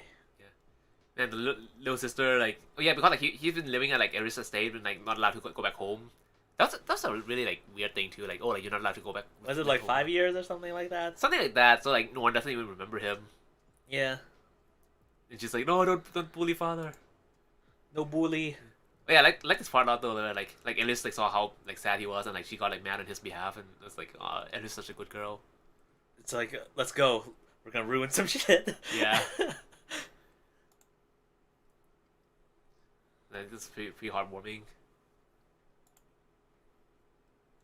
And then I guess we get some backstory of like what happened exactly. Yeah. Was it from his perspective or was it someone else telling? I think it's just Paul. Wait. I think it's like Paul's perspective, like flashback kind of thing. Okay, I couldn't remember if it was someone else telling. Oh wait, because it was during this part, right? Yeah. Oh yeah, like Geese. I guess yeah. Like he was the guy that like the lackey and like the previous episodes, I guess. Like yeah, like the Beast People Village.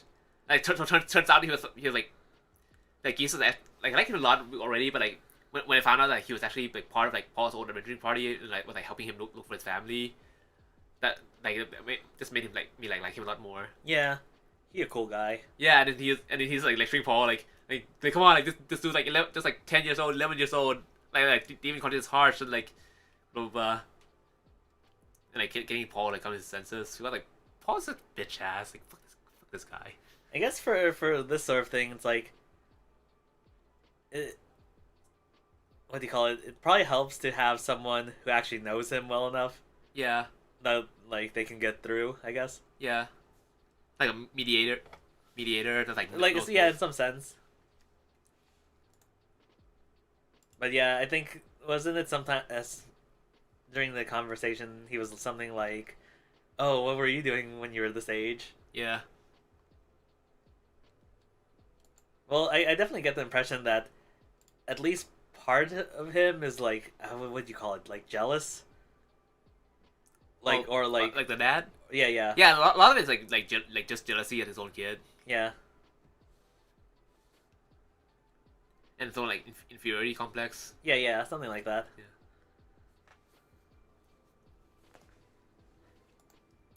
Yeah, this part like hurt a lot where like starting the parallel like the break part between like father and son here is kind of like how like he had a fight with his like the one friend who like kept visiting him when he became a shut-in, Yeah. and then like after this fight like he was like, oh, I'll apologize next time, but like, there was never next time. Right. Yeah, for I guess for this it's kind of like I guess because of all that stuff that happened to him, he became hyper defensive. Yeah. So then like he started interpreting anything kind of like that could like eh, as a potential threat, I guess, Yeah. or like attack or whatever you want to call it. Yeah. So like that's just it just became a self-reinforcing kind of thing, I guess. Yeah. It did seem like the friend kind of wanted to like go back too, but then like things became awkward. Well, the friend just never showed up after that part, but Well, weren't they? Did they like? Can he see the friend from like the window?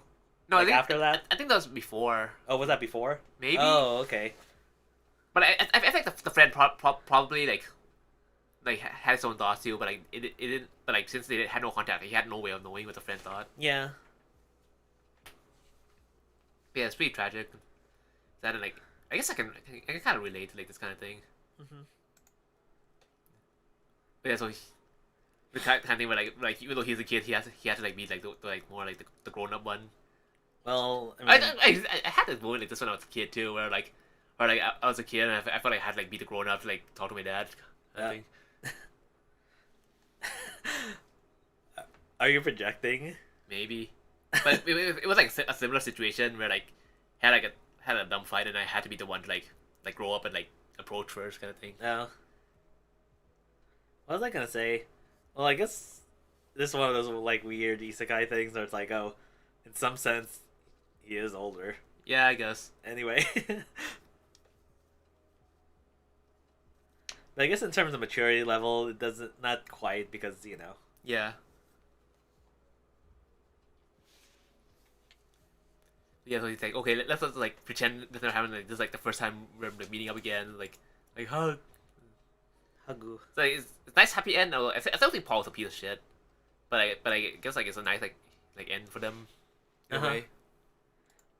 Well, I mean, I guess in some sense though, it's like this could be the first step for that to not be the case anymore.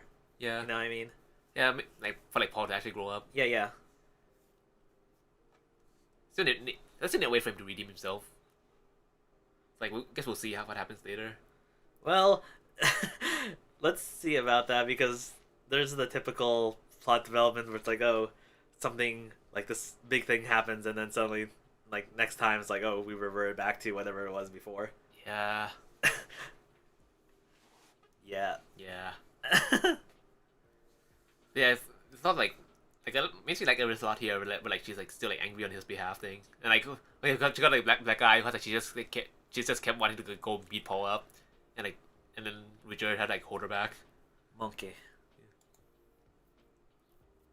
So I guess now he's like gonna go try find the rest of the family that they still haven't found yet. Were they still going back to the thingy first? Yeah. Well, I mean, they had to like, go up north and like past that area anyways.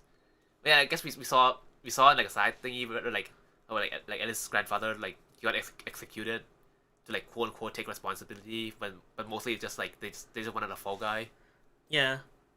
Well, I guess some people want a fall guy, and then some other people are just taking advantage of that. I mean, that's the same thing though.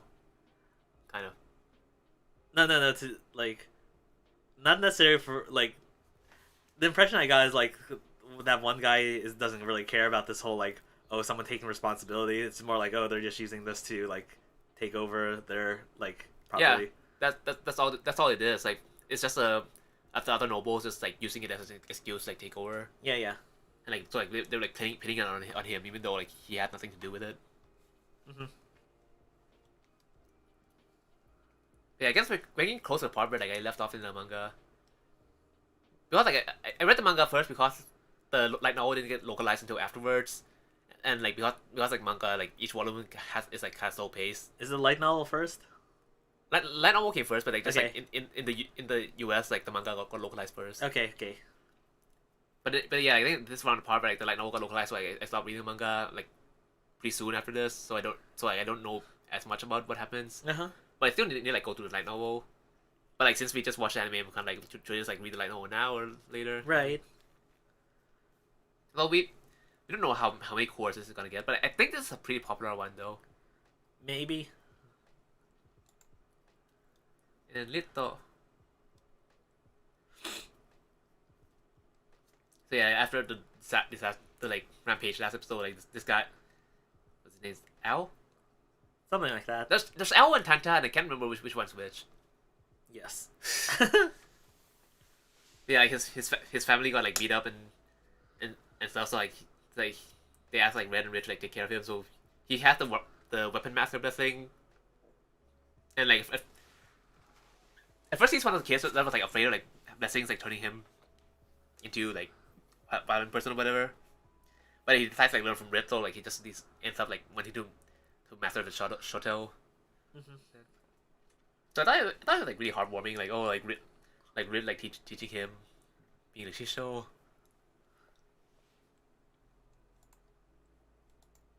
Oh, yes, the name's Well, Al. yeah. There we go. So I guess this is kind of what you were already talking about. Yeah. Oh yeah, and like the other boy, like, Santa got like kidnapped by the guard, so like they had like requested an inquiry. And Yeah, then, so I guess like everyone's trying to figure out what's going on, or Yeah. or at least, well, not necessarily figure out, but like, yeah. yes, like this guy like Adami, he's like the son of town guard. Like he used to be the bully, like beat up on them, and he's also the guy who like came in with the axe to, like attack like Owl's family. Uh huh. And then like the people of South March, like the slums, like they thought the guards were, like sheltering him, but turns out like the guards don't know where he is either, so he's just like completely missing Right. at this point. But yeah, but yeah, Tanta was talking about how like he seems to like be like void and repenting and saying like, oh, like it'll be okay, like I won't like go get violent anymore, and then so like and then it's revealed like the drug can give people like another blessing. Mm-hmm. So this is what I like predicted right away when it like back when we saw the thing about like how like all the like, everyone went crazy for like using an axe even though the blessings were something else. Uh huh. So yeah, like this was like what I was thinking. Then like the drug like gave them a new blessing. Okay, so it's definitely not my goofy idea. What's your goofy idea again? See, in my head's like, oh, what if everyone just looks like living trees? And like, oh, we have to like chop them down. God damn it! What the hell is kind of idea is that? It could be a hallucinogen. I mean, if I saw like some like tree walking towards me, I'd get an axe and chop them down. Yeah. Okay. Okay, sure.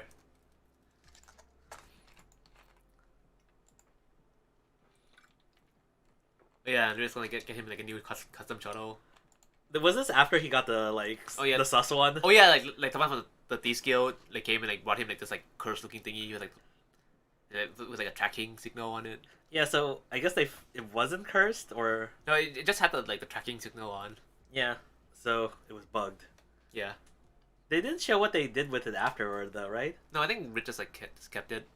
Okay. But yeah, they're not gonna get him like a proper like custom one. It's like a gift. Mm-hmm. Oh, and suddenly airship. Yeah.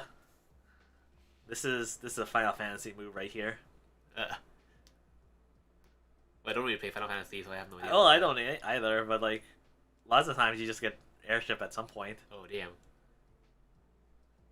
Just like a whole airship. Yeah. Yeah, she wants to go back to her brother, but then like because she's a hero, it's like, oh man, these wings are wasted on me. It's kind of sad. Also, she said another thing in this episode that hints towards like the drug thingy too. Although I'm not gonna mention it because I just let you try to imagine. Okay, sure. It'll get revealed at some point. So I'm right? No. So I'm not right about these trees? No. Okay. Oh, so also, I thought you were gonna say, like, oh, another thing that was said. I thought you were gonna talk about the guy. It's like, oh, I won't protect you. Oh yeah, I forgot about that guy. What? I thought that was. What? Yeah. Oh yeah, like Ari's like the guy who like kick Gideon now. He's like fucking shit up all the time. Yeah, and then, like, he almost died. And she had to save him, and just like she's basically like next time like take care of yourself. I'm gonna leave you to die. Yeah. They should just leave him to die. Yeah. Oh yeah, and I guess I didn't get a screenshot, but like then like the fighter guy like, showed up again talking to Rit, but have like this like really like sus looking like smile on his face. Yeah. I'm still not quite sure what he's thinking. Yeah. I'm just gonna keep quiet. Okay. What's this archer gonna do? Yeah. Like not all red-haired guys are archers. Are you sure? They can be vampires. But that's if their hair's long. Yeah. He did have the short hair. He does have swords, right? No, he just fights with his fists. Oh, he does? Yeah. Oh, wait, what am I thinking? Oh, maybe I'm thinking of something else. Yeah. Do we have punching archers? Probably. I don't think we have punching archers. Unlimited fist works. Okay, anyway. Yeah, John Wick in another world. So yeah, I think this guy like supposed to be the brother of like his new like fake merchant identity. Like the brother's sick and like he ended up like doing surgery or whatever to like cure him again. So now like the family's like even more indebted to him. We don't know too much about the brother, I guess. Yeah, but yeah, because of this, like you, I think the brother like doesn't know that he's like not actually a brother, but he still thinks he's like a half brother thing. But like because of this thing, like the brother like actually likes him a lot. Well, like he literally saved his life. Yeah, what happened last episode? Like they got adopted as like Ilik Balor's like sister. I like her a lot. And she looks really she looks really pretty in like this episode too. Oh yeah, this author loves them pawns. Yeah, this author loves them pawns. Like in Video of Healer, it's like, oh, like need to get these pawns, and then in here, like, oh, I have this merchant house indebted to me. I have these like two girls dedicated to me. Oh, I have lots of like good pawns. Yeah. This guy. Yeah, this is definitely this author's bullshit. Yeah. I need more Video of Healer though.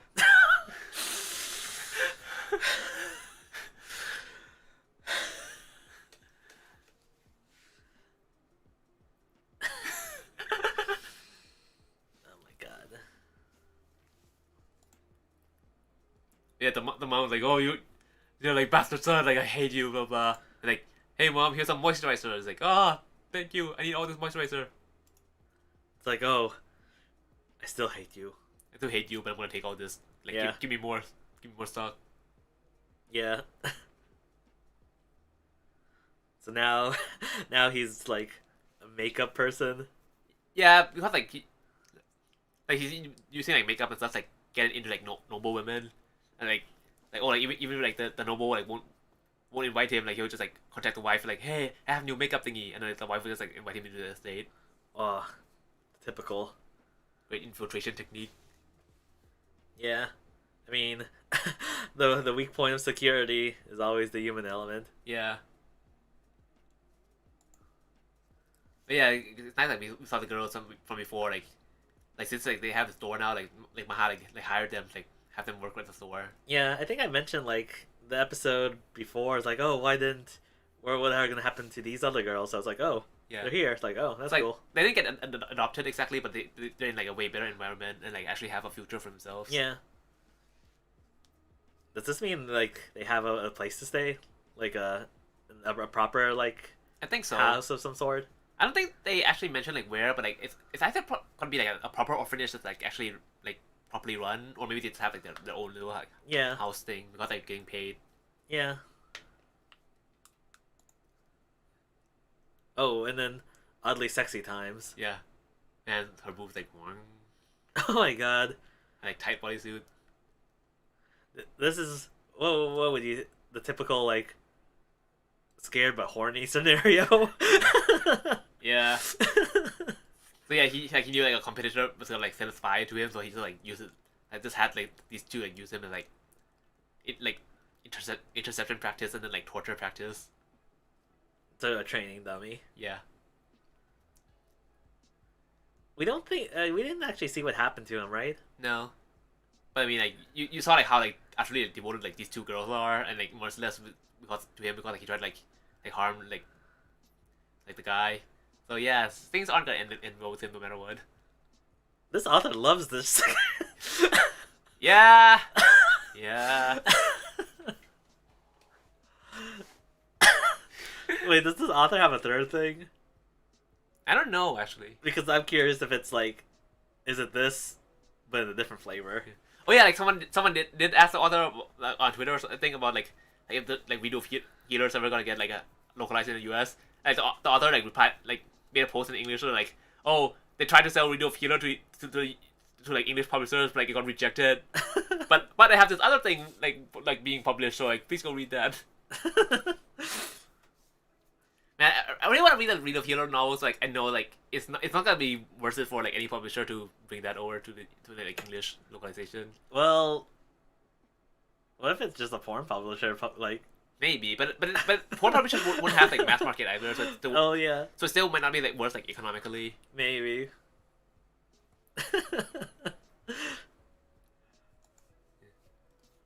Yeah, finally Return of the I don't think we got any like.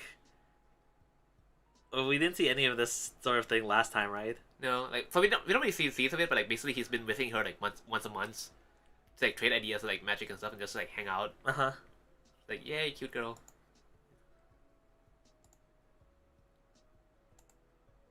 But yeah, she came up with like anti-gravity magic.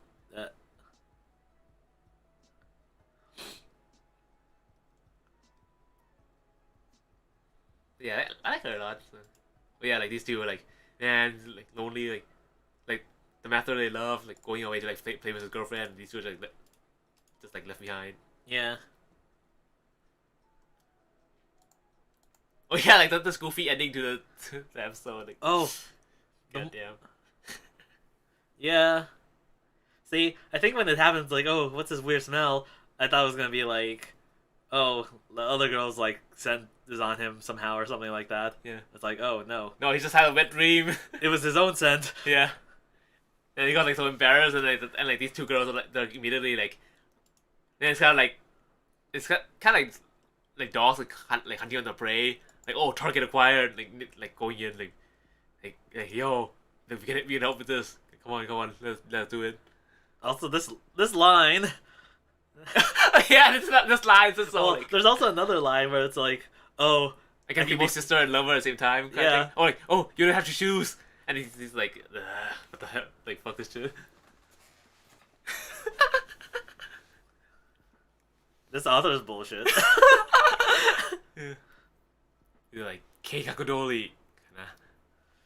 Is it? Just as keikaku, maybe.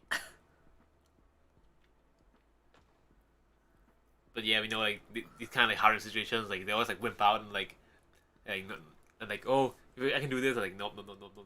Well, isn't wait. Did this story get written second? I have no idea. Because you know what I'm thinking? Yeah. Like, if assuming it's second, what if he's like, okay, you know what? I gotta dial it down so I can sell this. Like, maybe it's something like that. Maybe. It's like, okay, I need to actually make money, or I need to make more money, or I gotta sell it easier. You say that, but then Read Over Healer got an anime, plus you got a bunch of merchandise. Maybe that we ordered. I didn't order it. Anyway. Fuyu?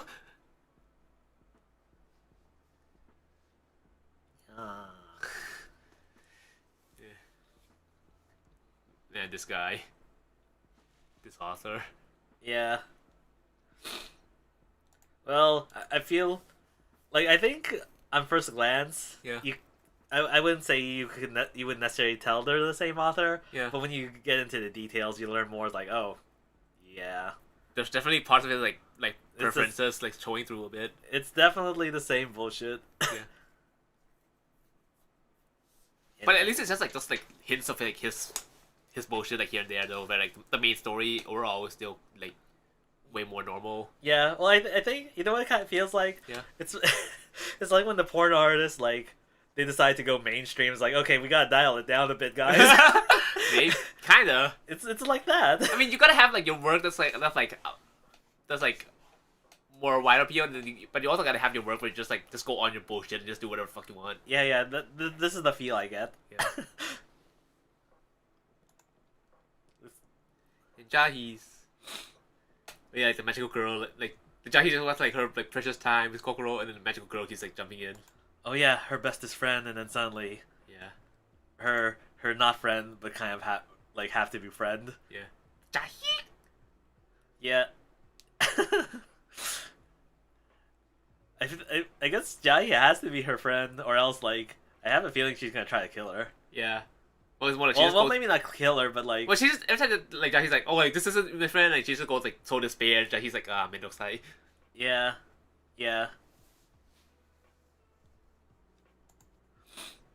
And you can't even like get. She's like, oh, I'm actually happy to go to work because I don't have to deal with her. I'm like, oh, she still have to deal with her. Yeah. It's like, oh, now she's everywhere. Yeah. Because like, I guess for a while she was trying to find her so she can like have her showdown, but it's like, oh god, now I can't get away from her. Yeah. They're like, oh, why are you at this job? They're like, Oh yeah. like, this is too real. This is too real. Oh yeah. Did we talk about like demon lore last time? Yeah. But yeah, like, Demon Lord, she's eating all her money, so like she doesn't have money. Well, food. Is that what? I mean, oh yeah, she's eating all her food, so she doesn't have money to pay for all the food, so now she needs to work. Yeah. Like, and in order to make people happy, you need money. Like, damn, this is too real. Yeah. This is too real. This is the part where I'm like, tell me about it. Ami demands tribute. Oh yeah, did you give Ami tribute yet? No. Oh. I guess I'll do that later. Okay. Can I get my juggernaut? Oh my god. I need my red juggernaut. Look life. Oh yeah, and like she's just like clumsy and like being a pain in the ass. Yeah. Although I guess later on, like Jahi, like even though Jahi's like bitching about it, like she still like tries to like teach her and like look over her properly. So it was kind of heartwarming. Wait. Oh, is Jahi shorter? Yeah, like this. Oh yeah. She's a tall ass bitch. Yeah. Like, it. Why is she so tall? Ugh.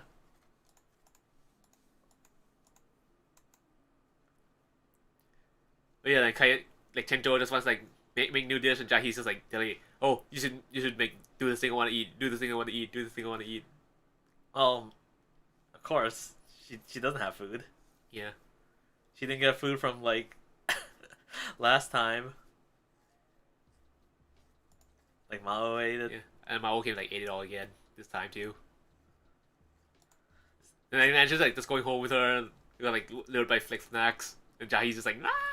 So I guess she can leave like the pile of rocks. I guess. Or is it more like I guess it's enough now that she can just like move more freely? I think she can just do whatever the hell she wants, so Yeah. she's just like just chilling around and No, maybe. Jahik.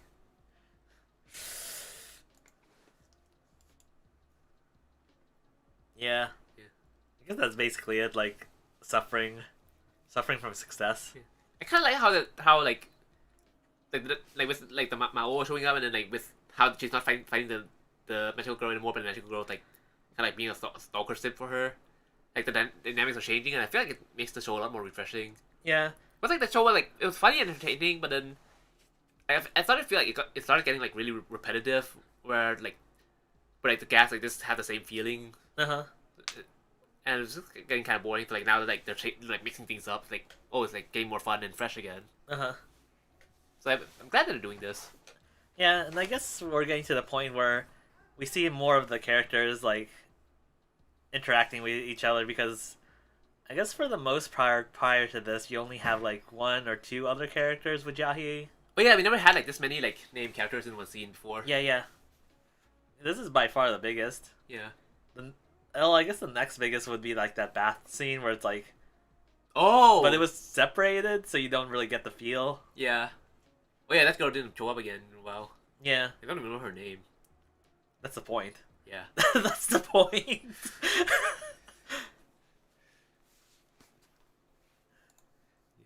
yeah, and then now we have fruit of evolution. Like race around the wall with like horse-like creatures. Like, what the fuck do you mean horse-like? Like, what the fuck do you mean horse-like? Well, I guess there's several types of horse-like creatures. Yeah.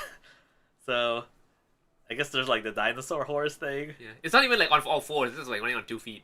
Yeah. So I guess it's just like anything that you can like ride on. I'm pretty sure. I feel like this is just a parody of like mounts, like Yeah. in games. It's Yeah. like, oh, these things that are definitely the same. Yeah.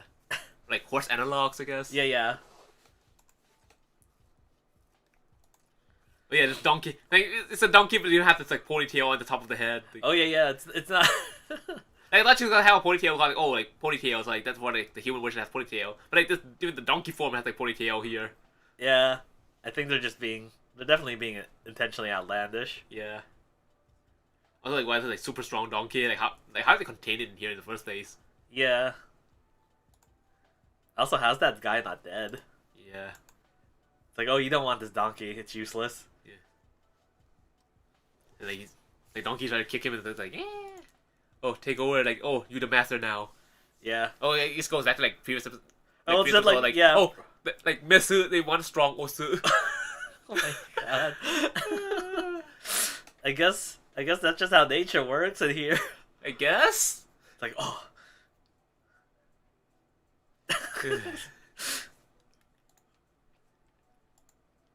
But yeah, I guess a painter girl showed up again.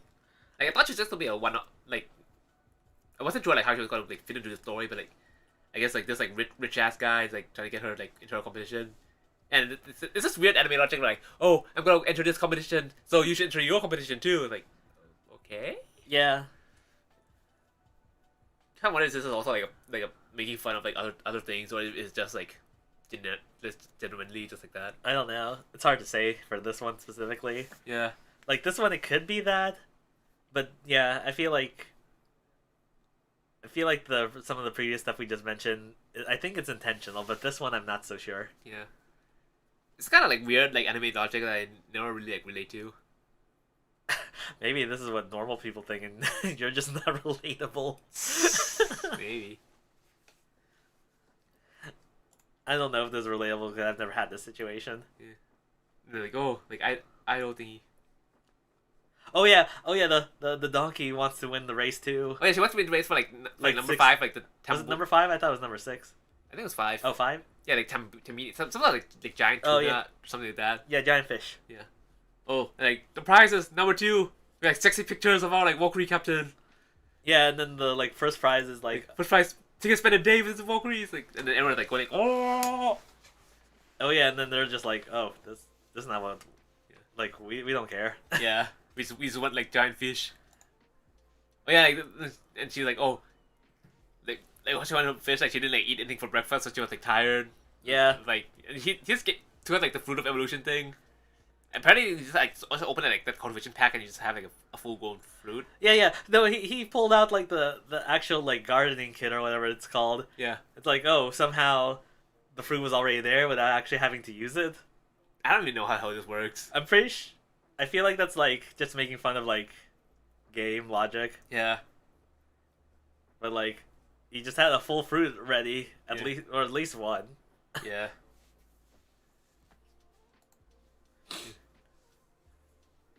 Oh, I guess you didn't take screenshots about how they won.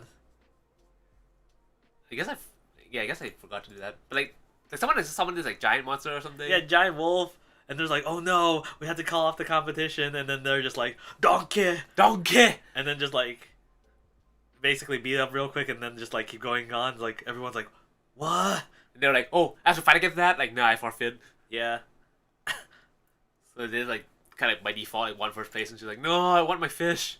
yeah, I want my giant fish. And donkey waifu. donkey waifu. I'm still mad they took away the donkey ears. They should have kept the donkey ears. Like, come on. Can she revert back into a donkey? I mean, we saw the gorilla one. Yeah, Bang. I'm assuming she can do the same. So it's like, oh, Need to ride on her maybe. in multiple senses of the word. Damn. Are they all gonna ride on her? I don't know. Or maybe they just make her pull her carriage. Maybe. I mean, she's like this like super strong donkey, so she can probably pull Oh carriage. yeah. I guess that makes more sense. Oh, you have a waifu and you get transported. Oh, The best utilization. I'm judging. Damn. Yeah, this ponytail. Like, come on, give us the donkey ears and tail. give us the donkey ears and tail. Come on, god damn it. Okay, degenerate. I'm not a degenerate! Oh no! Oh, I guess that's the end. Well, I guess degeneracy has come to an end this week. Yeah. Also, this list is definitely not in order. Yeah. Yeah, Yeah. you messed up. Close enough, whatever. So, I guess that wraps it up for now. Yeah. Anything else? Oh yeah, we got the new Pokemon games. Oh, yeah. Diamond Pearl. Well, I guess Brilliant Diamond. Shining Pearl? I think that's what it's called. It's like some sort of pre-order bonus. I can't remember what it's I can't called. remember what it is either. It was something of some sort. Should we stream it, or like do you think like everyone else is already doing it? A lot of people are already doing it, so I don't know how worth it is. Yeah. I do want to play it, but yeah, the streaming part I'm not sure about. Could just play it today, I guess. Yeah. Also, if we do stream it, I Yeah. did realize this at some point there is a problem. What? We only have one free Switch dock.